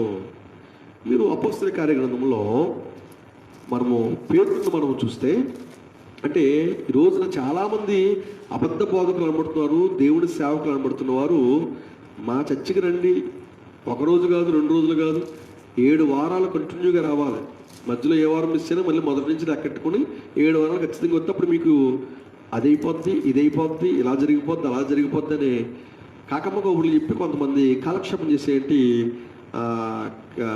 కథానాయకులు ఉన్నారు. కాకమ్మ కబుర్లు చెప్పేంటి కథా కమిషన్ చేసేంటి కొంతమంది వీళ్ళు ఉన్నారు. అయితే ఒక దైవజనుడికి దేవుడిచ్చినట్టే ఆ గొప్ప శక్తి ఎలీషా నుండి మనం చూస్తే, చచ్చిపోయినా కూడా, కుళ్ళిపోయినా కూడా, అతని శరీరం కుళ్ళిపోయినా కూడా అతని ఎముకలతో దేవుడు చేసిన అద్భుత కార్యం, ఎలీషా ద్వారా దేవుడు జరిగించిన కార్యం మనం చూస్తే, ఈ రోజున నీవు నేను మనమందరము కూడా దేవుని యొక్క శక్తిని, దేవుని యొక్క గొప్ప దేవుని యొక్క గొప్ప ప్రేమను మనం ఆలోచించగలిగిన వారు ఉండాలి. అపోస్తలుల కార్యగ్రంథం 5వ అధ్యాయము 15వ వచనంలో పేతురు వస్తున్నప్పుడు పేతురుకి దేవుడిచ్చిన శక్తి అనగా స్వస్థవరం అంటారు కదా, దేవుడు నాకు స్వస్థవరం ఇచ్చాడు అని చెప్పుకునేట్టు కొంతమంది బోధకులు ఉంటారు, తిరుగుతూ ఉంటారు, మైకుల్లో ఊదరపడుతూ ఉంటారు. నాకు స్వస్థవరం కలిగిన దైవజనులు ఫ్లెక్స్ వేసుకుంటారు, పాంప్లెట్లు వేయించుకుంటారు. స్వస్థతావరం కలిగిన దైవజనులు, అద్భుత స్వస్థవరం కలిగిన దైవజనులు. అదే స్వస్థతావరం కనుక ఉంటే నేనంటారు, పేతురు చూడ 5:10 పేతురు వచ్చుండగా జనులు రోగులను వీధుల్లోనికి తెచ్చి వారు ఎవరి మీదనూ అతని నీడయైనను పడవలనని మంచముల మీదను పరుపుల మీదను వారిని ఉంచిరి. నీడ పడితే చాలు బాగుపడతాడు. ఎవరైతే అనారోగ్యంగా ఉన్నారో వారి మీద ఒక స్వస్థతావరం కలిగిన దైవజనుడి యొక్క నీడ పడితే ఆ నీడతోటే ఏమవుతాడు, వాడు ఖచ్చితంగా స్వస్థపరచబడతాడు. అంటే మనం గమనించగలిగితే ఈరోజు వాక్యాన్ని వింటున్న నీవు నేను కూడా మనము ఆలోచించేస్తే, చాలామంది ఈ రోజున అబద్ధాలు బోధించే బోధకున్నారు. ఈ రోజున 13వ అధ్యాయం 21వ వచనంలో ఎలీషా శల్యములకు ఉన్న శక్తి నీకు ఉంటుందని చెప్పి చచ్చిపోవనుకో, తర్వాత లేకపోతే ఇంక నేను ఎవడు పట్టుకోవాలి, ఎవడు పీకి పట్టుకోవాలి, ఉంటుందా అంటే ఈ రోజున నీకే గనక అటువంటి వరాన్ని గనక దేవుడిస్తే మర్చిపోదు. నువ్వు చచ్చిపోయినా కూడా నీ దేహం గుళ్ళిపోయినా సరే ఆ ఎముకలకు ఆ శక్తి ఉంటుందేమో అనిపిస్తూ ఉంటుంది. సరే, అది ఒక్క ఎలీషా సందర్భంలోనే దేవుడు చేశాడు, కానీ అది ఇప్పుడు అందరి పట్ల దేవుడు చేస్తాడనేది మాత్రం నేను చెప్పటం లేదు. అంటే ఈ సందర్భానికి ఎంత శక్తి కలిగిన వాడు ఎలీషా, ఒక దైవజనుడుగా, దేవుడి కుమారుడుగా, దేవుడి సేవకుడుగా ఎంత నమ్మకమైన పరిచర్య చేయకపోతే అతని ద్వారా దేవుడు చేసిన ఆ కార్యం అద్భుతమైనదండి. మరి ఎవరి ద్వారా కూడా అటువంటి కార్యం జరిగినట్టుగా మనం చూడదు. ఒక యెహెజ్కేలు గ్రంథం 37వ అధ్యాయంలో యెహెజ్కేలుతో ప్రవచనమెత్తి ఆ లోయలో ఉన్నటి వాటికి ప్రవచనమెత్తి చెప్పినప్పుడు ఆ ఎముకలన్నీ కూడా గడగడలాడుచు అవి ఒకదానితో ఒకటి కలిసిపోయినట్టుగా మనము ఆ అధ్యాయంలో మనం చూడొచ్చు. 37వ అధ్యాయంలో ప్రవక్త యెహెజ్కేలు యొక్క మాటను బట్టి. అయితే ఇక్కడ ఎలీషా యొక్క శల్యములకు తగిలినాక ఆ మృతదేహం అద్భుతంగా అది మరలా బ్రతికిందంటే ఆలోచించండి. దేవుని యొక్క శక్తి సామాన్యమైనదేమీ కాదు. ఆయన శక్తి, ఆయన అందుకనే ఓమ్నిపోటెంట్, ఓమ్నిసైంట్ అంటే ఆయన సర్వోన్నతుడు, సర్వాంతర్యామి, సర్వశక్తిమంతుడు. దేవుని యొక్క శక్తికి సాటి అయినది ఏది కూడా లేనేలేదు పిల్లల. ఆయన బలవంతుడైన దేవుడు. యెహోవా నా బలమా అనే పాటలు కీర్తన గ్రంథంలో మనం చూస్తున్నాం. భక్తుడు దావీదు పలికిన మాటలు. కాబట్టి ఈరోజు ఈ వాక్యం ఉన్న మీరు నేను కూడా ఆలోచన చేస్తే కేవలం 13 అధ్యాయం ఉన్న విషయాలు మనం ఆలోచన చేస్తాం. న్యాయంగా ఈరోజు ఇంకా 14, 15, 16 అధ్యాయంలో ఉన్న విషయాలు కూడా మీతో పంచుకోవాలనుకుంటున్నాను. సమయం అవుతుంది, అయినా ఒక్కొక్క 10 నిమిషం ఉంది కాబట్టి త్వరగా నా మాటలు నేను చెప్పి నా మాటలు నేను ముగిస్తాను. 14 అధ్యాయంలో మీరు ఒక మాట మనం చూస్తే 14 అధ్యాయంలో 6వ వచనం చూద్దాం. 6వ వచనంలో ఇక్కడ మనము అమజ్యాను మనం ఆలోచించవచ్చు. అమజ్య ఒక మాట మనం చూడగలిగితే మనం పైన మనము ఆలోచన చేసినప్పుడు అమజ్య రాజు అయినప్పుడు అతడు 25 ఏళ్ళ వాడి ఋషుల 29 సంవత్సరాలు వెళ్ళాడు. అయితే అతడు మనం గమనించినప్పుడు రాజ్యమందు స్థాపింపబడిన తరువాత రాజుకు తన తండ్రిని చెప్పిన తన సేవకులను అతడు హతము చేయించను. ఈ మాట మీరు జాగ్రత్తగా గమనించండి.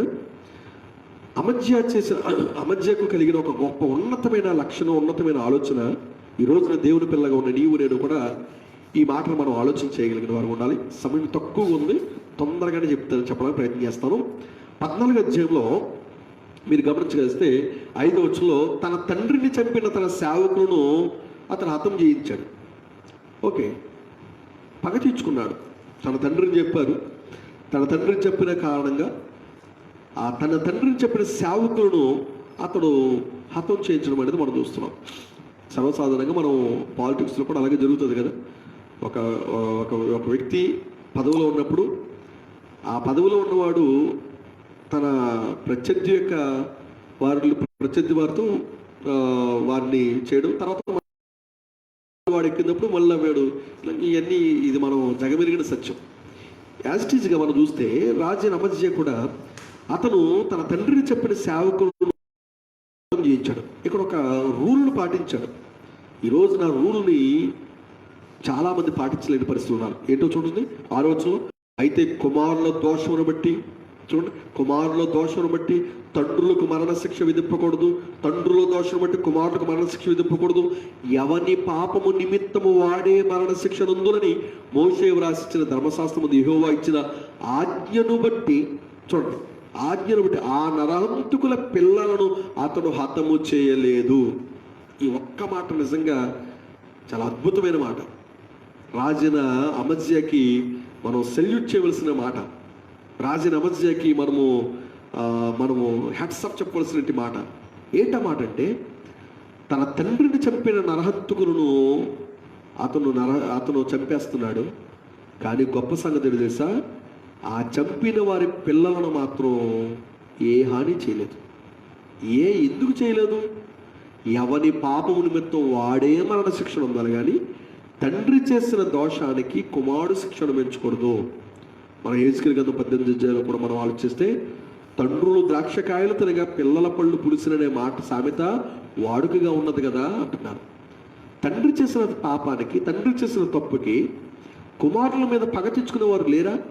క్రైస్తవ్యంలో కూడా దేవుని పిల్లలు ఉన్నవారు కూడా ఈ రోజున మనం చూస్తే తమ పెద్దలు ఒకవేళ చేస్తే ఆ పెద్దల తప్పులు పట్టుకొచ్చి పిల్లల మీద రుద్దేటి వారు లేరా? పిల్లల మీద పగ తెచ్చుకునే వారు లేరా? అంటే ఆలోచన చేస్తే పిల్లరా, ఇటువంటి దారుణమైన, భయంకరమైన, అసహ్యమైన, విచారకరమైన కార్యాలు మనం లోకంలో మనం చూస్తాం. కానీ రాజైన అమజ్య ఎవడైతే పాపం చేస్తాడో వాడే మరణశిక్ష పొందాలి. కానీ ఈ రోజున మనుషులకు ఉన్న అలవాటు ఏంటంటే, వాడు చచ్చిపోతే వాడి పిల్లోడు, ఆ పిల్లోడు చచ్చిపోతే వాడు మనవడు, వాడు మనవరాలు, తరతరాలకి అది అంటగడతారు ఆ పాపాన్ని.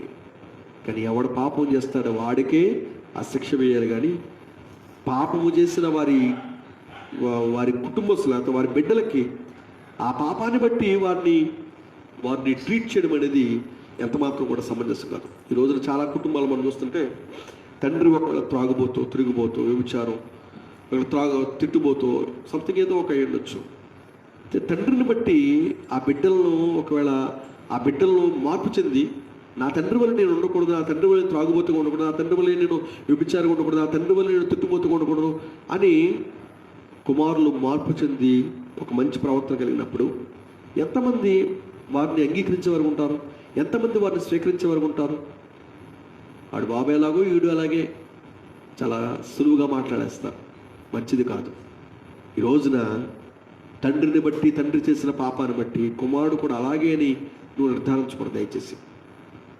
తండ్రి చేసిన పాపం తండ్రితోనే పోయింది, కానీ కుమారుడు పాపం చేయకుండా ఉన్నట్లయితే, కుమారుడు కనుక ఆ దోషం చేయకుండా ఉన్నట్లయితే అతను ఎందుకు నువ్వు అంగీకరించు? రాజుల మధ్య ఆ నరహంతకుల పిల్లలను అతను హతము చేయలేదు. తలుచుకుంటే రాజు చేయగలడు. మొత్తం ఈ రోజున సినిమాల్లో మనం చూసే సందర్భాలు అయ్యాయి. సినిమాల్లో మనకు చూపించే నీతి ఏంటంటే, విలన్లని, శత్రువులని ఏమంటే శత్రుశాసం ఉండకుండా చెయ్యాలి. శత్రుశాసం ఉండకూడదట. శత్రుశాసం అంటే ఏంటి? శత్రుశాసం అంటే శత్రువుకు సంబంధించిన వారందరూ కూడా, వారు ఒకవేళ శత్రువులు కాకపోవచ్చు, శత్రువుకు సంబంధించిన వారందరూ కూడా శత్రువులని ఈ రోజున ప్రపంచం ముద్ర వేస్తుంది. శత్రువుకు సంబంధించిన వాళ్ళందరూ కూడా శత్రువులు కాదు. పాపికి సంబంధించిన వాళ్ళందరూ కూడా పాపులు కాదు. వాడు అక్కడే పాపి అంటారు కదా కొంతమంది. మా ఇంట్లో వాళ్ళందరూ మంచోళ్ళే కానీ వీడు అక్కడేనండి అంటారు. అంటే ఇంటికొకడు ఉంటాడు అనమాట. అంటే కొంపకొకడు అంటారు కదా కొంతమంది మాటలు. ఇంటికొకడు ఉంటాడు. ఆ ఇంటికొకడు ఉన్న కారణాన్ని బట్టి, ఆ ఒక్కడిని బట్టి ఆ ఇంట్లో వాళ్ళందరూ కూడా అటువంటి వాళ్ళు అంటే ఆ తీర్పు తీస్తే అది ఎంతవరకు సమంజసం? కాబట్టి ఈ రోజున 16వ అమజ్య చేసిన గొప్ప పనిని, అది చాలా అభినందించదగిన సందర్భం. దాని నుండి ఈరోజు నీవు నేను కూడా ఆ మాటని నువ్వు నేర్చుకోగలిగిన వారు ఉండాలి. నీవు నేను కూడా ఆ సందర్భాలను బట్టి మనము మన ఆత్మీయ జీవితాలని మనము పరిశీలన చేసుకోగలిగిన వారు ఉండాలి. ఇదే 14వ అధ్యాయంలో ప్రవక్త యోహాను వచ్చినటువంటి సందర్భాన్ని 25వ వచనంలో మనము ఆలోచించవచ్చు. ఇక తర్వాతగా మనం 17వ అధ్యాయంలో తొందరగా మనము ముగించుకోగలిగితే, 17వ అధ్యాయంలో మనము మరొక సందర్భాన్ని మనము ఆలోచించగలిగితే, ఇక్కడ అజర్యాని గురించి అనగా ఉజ్జియాని గురించి రాయబడుతున్న మాట. అతడు యెహోవా దృష్టికి నీతిగలవాడుగా ప్రవర్తించాడనే మాటని మనం చూస్తున్నాం. తర్వాతగా మనము మెనహేముని గురించి మనం చూస్తే, మెనహేము 15వ వచనంలో మెనహేము అతని యొక్క పరిపాలన కాలంలో చేసిన సందర్భాన్ని మనం చూస్తే ఎంత దారుణం అంటే, గర్భిణులందరి గర్భమును చింపినటువంటి ఒక మాటను చూస్తుంటే అసలు మనిషిలాగా ప్రవర్తించిన వాడిగా లేడు. ఒక రాజుగా ఉన్నవాడు ఆ 15వ వచనంలో గర్భిణులందరి గర్భమును చింపినట్టే ఎంత క్రూరత్వం ఉంటుంది దానికి. ఎంత మనం ఆలోచించగలిగితే మెనహేము చేసిన పరిపాలన మనము ఆలోచించగలిగితే నిజంగా అది చాలా భయంకరంగా అతని పరిపాలన సందర్భం అంతా కూడా మనం చూస్తుంటే నిజంగా అతను ఎంత దారుణమైన కార్యాలు చేశాడు. అనగా నిజంగా అతను అంత దారుణంగా ఎలాగా ప్రవర్తించడానికి ఆలోచన చేశాడు. గర్భిణులందరి గర్భంలో చింపాడట. అంత మూర్ఖత్వం అండి. ఎంత దాన్ని ఏమంటారు, పైశాచికత్వం అంటారు. ఏదైనా పెట్టవచ్చు ఆ మాట. ఇంకా అది ఆ పేరు పెట్టడానికి ఇంక పేరు కూడా ఒకళ్ళు దొరకపోవచ్చేమో. గర్భిణులందరి గర్భమును కూడా చింపేశాడు అని అంటే ఆ మాట చదువుతుంటే మనసు అదొక రకమైన వేదన గురైపోతుంది. అంత నీచుడా, అంత దుర్మార్గుడా, అంత కఠినాత్ముడా, అంత మూర్ఖుడా ఏంటి? ఒక రాజు స్థానంలో ఉన్నవాడు, ప్రజలను పరిపాలించేటి వాడు అంత దారుణంగా ప్రవర్తించాడేంటి? గర్భిణుల పట్ల, పైగా గర్భిణీ స్త్రీల పట్ల అతను ప్రవర్తించే ప్రవర్తన అంత దారుణమా? ఈ రోజున మన ప్రభుత్వాన్ని బట్టి అభినందిస్తున్నాం. 104 పెట్టి, లేదా తల్లి బిడ్డని పెట్టి, పురుడు పోతే డెలివరీ అయిన తర్వాత ఏదో దాన్ని ఏమంటారు, తల్లి బిడ్డ వ్యాన్ ఇసం ఏదో ఉంది కదా, తల్లి బిడ్డ వ్యాన్లో తీసుకొచ్చి అలా చక్కగా ఇంటి దగ్గర దాన్ని అనగా ఇంటి దగ్గర దేబెట్టడం అనేది మనం చూస్తాం. అంటే ఆలోచన చేస్తే గర్భిణుల పట్ల అంత నీచంగా, క్రూరంగా. ఒకప్పుడు అతను కూడా గర్భంలో ఉన్నవాడే కదా. మెనహేము కూడా ఎక్కడి నుంచి వచ్చాడు? ఆయన పైనుంచి ఊడిపడ్డా? అతను ఎక్కడి నుంచి వచ్చాడు? అతను కూడా గర్భంలో నుంచి వచ్చాడు కదా.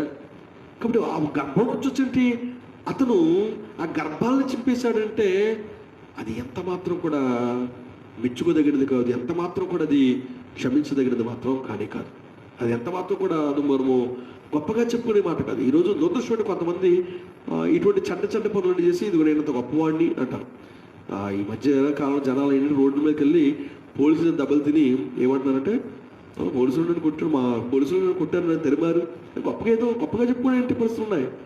పాపం వాళ్ళేమో డ్యూటీలో వాళ్ళు తమ ఇంట్లో ఉన్న వారందరూ విడిచిపెట్టి రోడ్ల మీద పాపం వాళ్ళు పడిగాపులు కాసి రోడ్ల మీద నువ్వు నేను ఎవరు కూడా రాకుండా మన ప్రాణాలు కాపాడడానికి వారు హార్నెస్లో కూడా వారు పోలీస్ వ్యవస్థ అంతా కూడా ఎంతో పగడబందీగా కార్యక్రమం చేస్తుంటే వాళ్ళతో గేమ్స్ ఆడుతుంటారే పోకిళ్ళు కొంతమంది, వారితో ఆడుకుంటారండి, వారితో వారిని పరిగెట్టిస్తారు, లేకపోతే వారి చేత కొట్టించుకునేందుకు గొప్పగా ఫీల్ అవుతుంటారు. ఇప్పుడు అది పెద్ద ఫ్యాషన్ అయిపోతుంది. అంటే ఆలోచన చేయండి, నిజంగా కొంతమందితో వాళ్ళ మీద తిరగబడే వాళ్ళు కూడా ఉన్నారు. కాబట్టి ఈ మెనహేము మనం చూస్తే గర్భిణులందరూ గర్భంలో కూడా చీల్చడనే మాట అది నిజంగా చాలా భయంకరమైన మాటగా కనబడుతుంది. అయితే ఇక్కడ మనము ఆలోచించగలిగితే 20 వచనంలో 15-20 వచనంలో ఇక్కడ ఇదే మెనహేములో ఉన్న మరొక మంచి గుణాన్ని మనం చూడగలిగితే ఈ సందర్భాన్ని మనం ఆలోచించాలి. ఇక్కడ మెనహేము ఇశ్రాయేలులో భాగ్యవంతులైన గొప్పవారిలో ప్రతి మనిషి అందరూ 50 తులముల వెండి వసూలు చేసి ఈ ద్రవ్యమును అష్షూరు రాజునికి ఇచ్చను అనే మాట. ఇక్కడ చేసిన ఒక కార్యం అయితే నాకు నచ్చింది. ఇంతవరకు మెనహేము గర్భాలు చింపేసినది అతని మీద అసహ్యపడ్డా కానీ, ఇతను చేసిన అసహ్యపడ్డా కానీ అంటే అసహ్యపడ్డా అంతే, దాన్ని ఇంకా అది పక్కన పెట్టండి, అదొక విషయం. అయితే ఇక్కడ మనం గమనించగలిగితే 20 వచనంలో అతను అష్షూరు రాజునికి పన్ను చెల్లించడానికి, అష్షూరు రాజునికి పన్ను కట్టడానికి అతను దేశంలో ఒక మంచి కార్యం చేశాడు. నిజంగా ఈరోజు నాయకులు బహుశా ఈ 13, 14, 15 అధ్యాయులు నాయకుల మీదకి పడుతుంది బాగానే. ఒకళ్ళు ఈరోజు ఈ వాక్యం ఉంటున్నవారు నాయకులుగా అవ్వబోతున్నవారు నాకు తెలియదు, కానీ ఒక నాయకులుగా ఉన్న బంధువులు ఎవరున్నారు నాకు తెలియదు, కానీ మరి దేవుడి మాటలు పలికిస్తున్నాడు. పదవుల్లో ఉన్నవారు, నాయకులుగా ఉన్నవారు ఆ మాటలు కనబడుతుంది. ఇప్పుడు చూడండి, ఇక్కడ మనం చూస్తే ఇంతకుముందుగా మనం రాజైన యెహోయాషు గురించి మాట్లాడుతుంటే అతను దేవుడిని మొరపెట్టాడు అన్నారు. తర్వాత మనం యెహోయాషుని గురించి మాట్లాడితే దైవజనుడు ఎలీషాకుతో ఉన్న అనుబంధాన్ని మనము ఆలోచన చేసాం. ఇప్పుడు మనము తర్వాతగా మనము గమనించాం, రాజైన అమజ్యాని గురించి మనం గమనించాం. అతడు తండ్రుల దోషాన్ని కుమారుల మీద రప్పించుకుని నా హంతుకుల పిల్లలను మాత్రం చంపలేదనే మాటని గమనించాం. ఇక తర్వాతగా మనం చూస్తే ఈ మెనహేమును మనం చూస్తే భాగ్యవంతులైన గొప్పవారిలో ప్రతి మనిషి దగ్గర 50 తులముల వెండి వసూలు చేసి ఆ ద్రవ్యమును అష్షూరు రాజునికి ఇచ్చను అంటున్నారు. ఈరోజున దేశం యొక్క ఆర్థిక పరిస్థితుల్లో నేను తలదోచాలని కోరుకోవట్లేదు, కానీ ఇంతకుముందు ఒక వీడియో కూడా చూసాను ఫేస్బుక్లో. ఒక వీడియో, ఒక దైవజనుడు పెద్ద ఆయన ఒకప్పుడు మొత్తం ప్రపంచ దేశాలు, ఇప్పుడు కూడా తెలియదు అనుకోండి, ఒకప్పుడు ప్రపంచ దేశాల్లో అత్యధికంగా వాడబడిన దైవజనుడు, మంచి వ్యక్తి అనుకుంటున్నాను, నాకు తెలియదు అతని గురించి నేను చెప్పాలనే ఆలోచన కలిగలేను, కానీ సరే అది విడిచిపెడితే గొప్పవారిలో ఈ మెనహేము ఏం చేశాడంటే దేశంలో ఇశ్రాయేలులో భాగ్యవంతులైన గొప్పవారిలో ప్రతి మనిషి దగ్గర ఇతను పన్ను తీసుకున్నాడు. కానీ ఈ రోజున మన దేశం ఏం చేస్తుందంటే ఈ భాగ్యవంతులైన వారికి బహుశా మొన్న మధ్యకాలంలో నాకు అంతగా ఐడియా రావట్లేదు, ఒక ఆయన బ్యాంకుల్లో అప్పు చేసి కొన్ని కోట్ల రూపాయలు అప్పు చేసి, విజయమాల్యా, వెరీ గుడ్, విజయమాల్యా అనే గొప్ప ధనవంతులు కనబడుతున్నారు, ధనికులు కనబడుతున్నారు. ఇటువంటి వాళ్ళందరూ అటువంటి వాళ్ళ దగ్గర పన్నులు వసూలు చేయరండి. కొంతమంది ట్యాక్స్లు కట్టరు, కొంతమంది మనం చూస్తుంటే పన్నులు కట్టే పరిస్థితులు కనబడు. హీరోలు కావచ్చు, పొలిటీషియన్స్ కావచ్చు, కొంతమంది ఈ బడా నాయకులు, కొంతమంది పెద్దవాళ్ళు ఉంటారు, కొంతమంది దేశంలోనే దాన్ని ఏమంటుంటారంటే ప్రపంచంలోనే ధనవంతుల్లో టాప్ 10లో ఉన్నవారు కొంతమంది ఉంటారు. ఈ మెనహేము చేసిన ఒక గొప్ప పరిస్థితి మనం చూస్తే పేదలైన వారి మీద పన్నులు పెట్టాల. ఈ రోజున ఎక్కడ ఎవడో నలిగిపోతుందంటే పేదవాడే. ఈ రోజున మధ్యతరగతి కుటుంబము, ఒక పేద కుటుంబాలు ఈ రోజున ఈ సబ్బుల మీద పన్నులు, పేస్టుల మీద పన్నులు, కాయగూరల మీద, బియ్యం మీద, పప్పుల మీద, వీటన్నిటి మీద పన్నులు వేసి ఈ రోజున దేశ నాయకులు ఆర్థికాన్ని ఇప్పుడు ఈ లాక్డౌన్ అయిన తర్వాత మరి ఎన్ని పన్నులు కట్టాల్సి వస్తుందో మనకు తెలియదు. ఇది ఎవరు కడతారు? మనమే కట్టాలంటే పేదవాళ్ళు, మధ్యతరగతి వాళ్ళు, తిండికి తికాణ లేని వాళ్ళందరి దగ్గర జిఎస్టీలు అంటారు, అవంటారు, ఇవంటారు, వడ్డీలు వేసి అన్నీ కూడా వసూలు చేస్తారు. మెనహేములో నుండి మనం నేర్చుకోవాల్సిన గొప్ప పాఠం ఏంటో తెలుసా? మెనహేము అష్షూరు రాజునికి పన్ను కట్టవలసిన అవసరం వచ్చినప్పుడు అష్షూరు రాజు తన దేశం మీదకి యుద్ధం రాకుండా అష్షూరు వాడు వెళ్ళిపోవడానికి అతను దేశంలో ఉన్న భాగ్యవంతులైన వారిలో కొందరిని, ఆ గొప్పవారిలో ప్రతి ఒక్కరి వద్ద 50 తులముల వెండి 50 తులాల వెండి అంటే పెద్ద విషయం కాదనిపిస్తుంది నాకు. అంటే భాగ్యవంతులైన వారందరి దగ్గర 50 తులాల వెండి తీసుకుని అదంతా పట్టుకుని వచ్చి అష్షూరాజుకి ఇచ్చేస్తే అష్షూరాజు ఆ దేశాన్ని విడిచిపెట్టి వెళ్ళిపోయాడు. ఎంత గొప్ప ఆలోచన అండి. మరి ఎవరో మరి దేవుని వాక్యాన్ని మరి చదువుతారో నాకు తెలియదు కానీ, లేకపోతే ఈ సంగతి ఎవరికైనా నాయకులకు తెలుసులేదు నాకు తెలియదు కానీ, ఎందుకంటే ధనికుల మీద పడరండి రోజున? ఎందుకంటే ఈ రోజున ఆస్తిపరులైన వారిని ఎందుకు అడగరండి ఈ రోజున? ఎందుకంటే ఈ రోజున మనం పన్నులు మన మీదే, ఒక సామాన్యం మీదే పన్నుల భారాన్ని పెట్టి ఈ రోజున ప్రభుత్వాన్ని నడిపించేటి పరిస్థితులు ఈ రోజున నాయకులు కలిగిన వారు ఉన్నారంటే, ప్రభుత్వానికి అర్థం కావాల్సింది ఏంటంటే మెనహేములో ఉన్న ఆ రాజనీతి, లేకపోతే మెనహేములో ఉన్నాక ఆ గొప్పతనం. ఇంతకుముందుగా గర్భిణీ స్త్రీలందరూ చింపాడని అతని మీద అసహించుకున్నాం. అయితే ఇప్పుడు అతన్ని మెచ్చుకోదగిన గొప్ప కార్యం ఏం చేశాడంటే, అతడు ధనం మన 15వ అధ్యాయం చెబుతున్న వచ్చును, రాజుల 2వ గ్రంథం 15వ అధ్యాయము 20వ వచనంలో దేశంలో భాగ్యవంతులైన గొప్పవారిలో, మళ్ళీ భాగ్యవంతులు అందులో మళ్ళీ ఎవరు? గొప్పవారు. భాగ్యవంతులైన గొప్పవారిలో, అందరూ భాగ్యవంతులే కానీ అందరూ గొప్పవాళ్ళు ఎవరు లేరు. అంటే భాగ్యవంతులైన గొప్పవారిలో ప్రతి మనిషి దగ్గర 50 తులముల చొప్పున తీసుకుని అది అష్షూరాజుని పన్నుగా చెల్లించాడు. ఈ రోజున దేశాన్ని ఆర్థిక మాంద్యంలో పడిపోకుండా ఉండాలంటే, రానున్న రోజుల్లో ఈ లాక్డౌన్ తెరిచిన తర్వాత ఆర్థిక మాంద్యం పడిపోయి ఇప్పటికే ఒక సబ్బు వచ్చి 30 రూపాయలు, ఏమో రేపు పొద్దున సబ్బు 50 రూపాయలు అవ్వచ్చు. ఆయిల్ పెరిగిపోతుంది, అన్నీ పెరిగిపోతాయి. ఇప్పుడు రేట్లన్నీ పెరిగిపోతాయి, పెట్రోల్ పెరిగిపోతుంది, అన్నీ పెరిగిపోతాయి. అన్నిటినీ కట్టుకోవాల్సింది, అన్నిటికీ మనము సామాన్యుడైన వారు, పేదలైన వారు వీళ్ళే దీనికి దీనికే దానికి బాధపడేవారు ఎవరంటే వారే. కానీ ఒక ధనికుడికి, వాడికి కరెంటు ఫ్రీ, అన్నీ ఫ్రీయే. ఏమండి ఏది ఇంకా మా అవసరమైతే ఐపీఎల్ పెట్టేసి విదేశాలు పారిపోయే పరిస్థితులు కనబడుతున్నాయి మన దేశంలో. కాబట్టి ఈ రోజున ఈ వాక్యం ఉంటున్న నీవు నేను కూడా గమనించగలిగితే, దేవునికి పరిశుద్ధ గ్రంథంలో మెనహేము యొక్క పరిపాలనని మనం ఒక పక్కగా మనం చూస్తే అది చాలా భయంకరంగా కనబడింది, క్రూరత్వం కనబడింది. కానీ మెనహేము యొక్క తదుపరి పరిపాలన మనం చూస్తే, అతను తన దేశంలో ఉన్న భాగ్యవంతులైన వారి దగ్గర అతను పన్ను వసూలు చేసి ఆ పన్నును అష్షూరాజునికి ఇచ్చాడంటే, ఇది నిజంగా అద్భుతమైన సందర్భం. ఇది ప్రపంచంలో ఉన్న వారందరూ కూడా తెలుసుకోదగిన గొప్ప పాఠం. ఇక నేను సమయం అవుతుంది కాబట్టి ఇప్పటికి ముగించాలి, కానీ ఈ విషయాలు మీతో పంచుకోవాలనే ఉద్దేశంతో ఈ మాటలు చెప్పడం, మళ్ళీ రేపటి దిన మళ్ళీ ఈ అధ్యాయాలు చెప్పడానికి అవకాశం ఉంది కాబట్టి ఈరోజే ఈ విషయాలు మీతో చెప్తున్నాను. త్వరగా నా మాటలు ముగిస్తాం. తర్వాతగా మనం ఇదే 15వ అధ్యాయంలో మరొక సందర్భాన్ని మీతో పంచుకోవాలని ఆలోచన చేస్తున్నాను. 15వ అధ్యాయం 35వ వచనంలో అతను యెహోవా మందిరమును కొన్న యోతాము గురించి మాట్లాడుతున్నాడు. యోతాము యెహోవా మందిరమును కూడా ఎత్తైన ద్వారమును కట్టించినటువంటి మాటని దైవ గ్రంథంలో మనకు రాస్తున్నారు. కాబట్టి దేవుడి మందిరం కొరకు అతను చేసిన కార్యాన్ని దేవుడు తన పరిశుద్ధ గ్రంథంలో వ్రాయించాడు. యోతాము చేసిన పనిని మనము గమనించవచ్చు. తర్వాతగా మనము ఆలోచన చేస్తే, ఇక చివరిగా 16వ అధ్యాయంలో మనం చూస్తే, రాజుల 2వ గ్రంథము 16వ అధ్యాయంలో ఈ మాటను మనము ఆలోచించగలిగితే, 16వ అధ్యాయంలో రాజైన ఆహాజు యొక్క పరిపాలనను మనము ఇక్కడ మనం చూడొచ్చు. ఇక్కడ పరిపాలన కాలంలో ఇక్కడ ఒక మాటను మనము గమనించగలిగితే 10-11 వచనాల్లో దమస్కు పట్టణంలో వచ్చి, దమస్కు పట్టణం ముందు ఒక బలిపీఠం చూచి దాని పోలికను వచ్చును దాని పరిమితం అంతయు యాజకుడైన ఊరియాగా పంపాడు. అనగా ఆహాజు దమస్కు పట్టణానికి వచ్చినప్పుడు ఆ దమస్కు పట్టణంలో ఒక బలిపీఠాన్ని చూచాడు. ఆ బలిపీఠాన్ని చూచి, ఆ బలిపీఠమును చూచి దాని పోలికను, దాని మచ్చును, దాని పరిమితం అంతా కూడా యాజకుడైన ఊరియాకి ఇతను దమస్కులో ఉండగానే పంపించి, ఇదిగో నాకు దమస్కులో ఎలాగైతే బలిపీఠం ఉందో ఆ మచ్చులోనే, ఆ పోలికలోనే, ఆ రూపంలోనే, ఆ పనితనంలోనే నాకు ఈ బలిపీఠం కావాలి అని యాజకుడైన ఊరియాకి ఆ వర్తమానాన్ని తన దాసుల ద్వారా రాజైన ఆహాజు ఆ దమస్కు పట్టణంలో ఉండగానే పంపించాడు. గొప్ప సంగతి ఏంటి తెలుసా? రాజైన యాజకుడైన ఊరియా 11వ వచనంలో చూస్తే, కాబట్టి యాజకుడైన ఊరియా రాజైన ఆహాజు దమస్కు పట్టణం నుండి పంపిన మచ్చునకు సమమైన ఒక బలిపీఠమును కట్టించి, రాజైన ఆహాజు దమస్కు నుండి తిరిగి రాక మునిపే సిద్ధపరిచెను అనే మాట మనం చూస్తాం.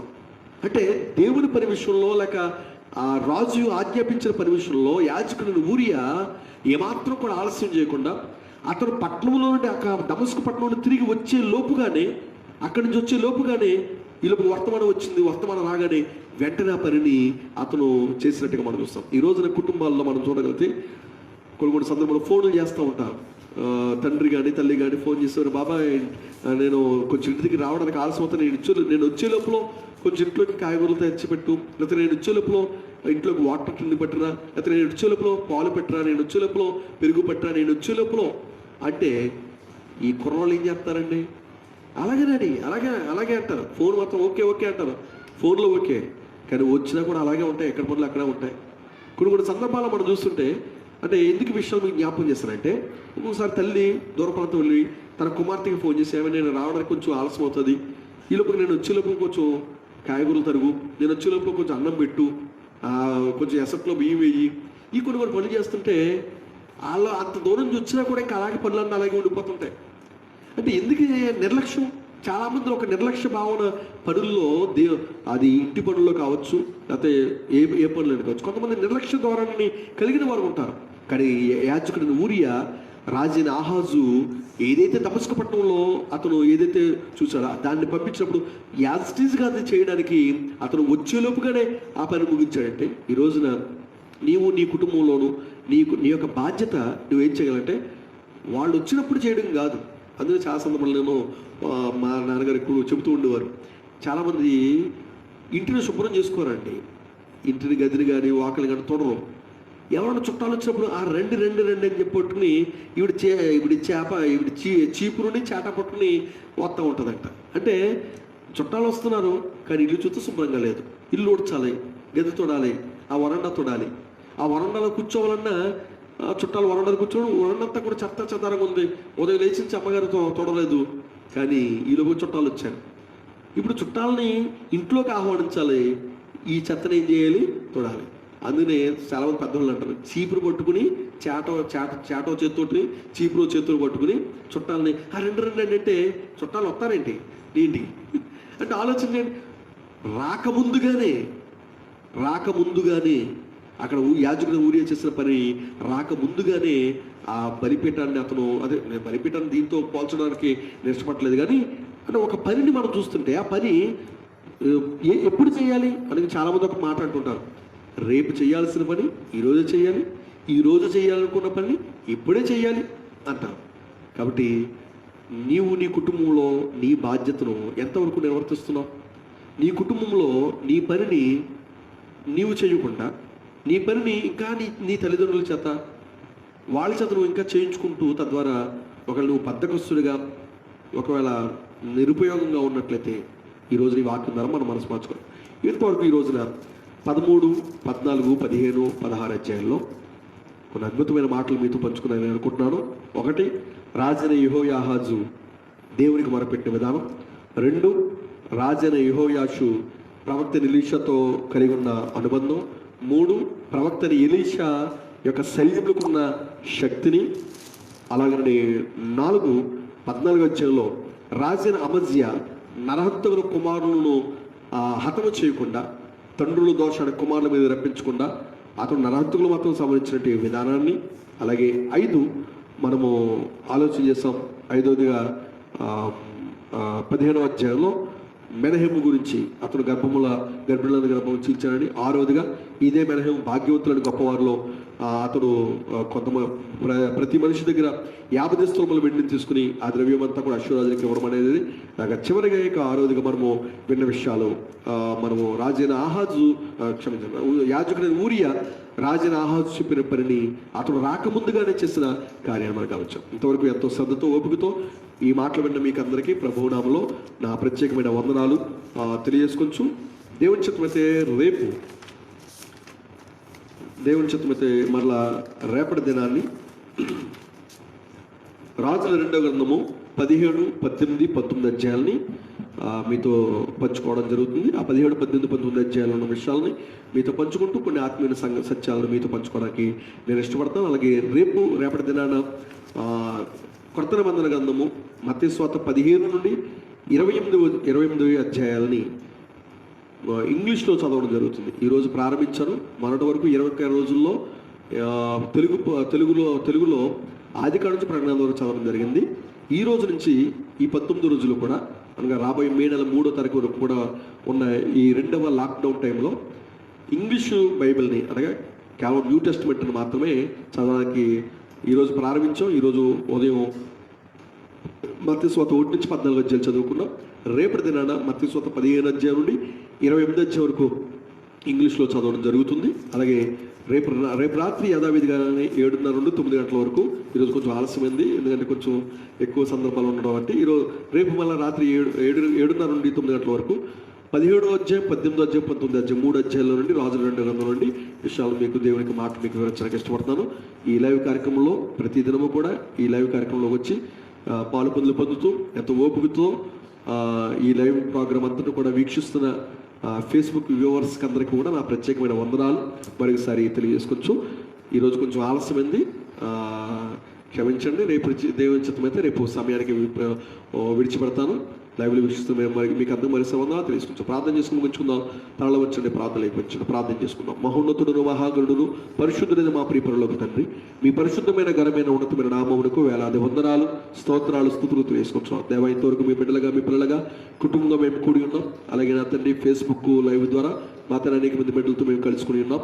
మీ మాటలు వినడానికి, మిమ్మల్ని గణపరచడానికి, మిమ్మల్ని స్తుతించడానికి, మిమ్మల్ని కీర్తించడానికి, కొనియాడడానికి, మీ మాటలు మేము నేర్చుకోవడానికి మీరు మాకు ఇచ్చిన భాగ్యాన్ని బట్టి మీకు వందనాలు. ఈ దినాన మా తండ్రి మీ గ్రంథంలో నుండి తండ్రి మీరు మాకు నేర్పిన అనేకమైన అమూల్యమైన సంగతులను బట్టి, సత్యాలను బట్టి మీకు స్తోత్రాలు. రాజుల 2వ గ్రంథము 13, 14, 15, 16 అధ్యాయాలలో నా తండ్రి రాజైన యెహోయాహాజును గురించి, యెహోయాషును గురించి, ఎలీషా శల్యములను గురించి, అలాగే అమజ్యాను గురించి, ఉజ్జియాను గురించి, మా ప్రభుత్వ అనేకమైన విషయాలు మాత్రం మీ గ్రంథంలో మాత్రం మెనహేముడు గురించిన సంగతులు, అనేకమైన సంగతులు తండ్రి ఈ దినాన మీరు మాకు నేర్పినందుకు తండ్రి మీకు నేర్చుకుని ఈ మాటలు మా హృదయం ముందు ఫలింపచ్చండి, 100 రెట్లు ఫలింపచ్చని ప్రార్థన చేస్తూ తండ్రి ఇక్కడ మాత్రం మీ చిత్తమైతే రేపటి దినంలో కూడా మేము అనేకమైన విషయాలు మాత్రం మీ గ్రంథంలో మీరు నేర్చుకున్నట్లుగా సహాయం తెచ్చమని, ఈ 19 రోజుల లాక్డౌన్ టైం అంతట్లో కూడా మేము సమయాన్ని సద్వినియోగం చేసుకోవచ్చు.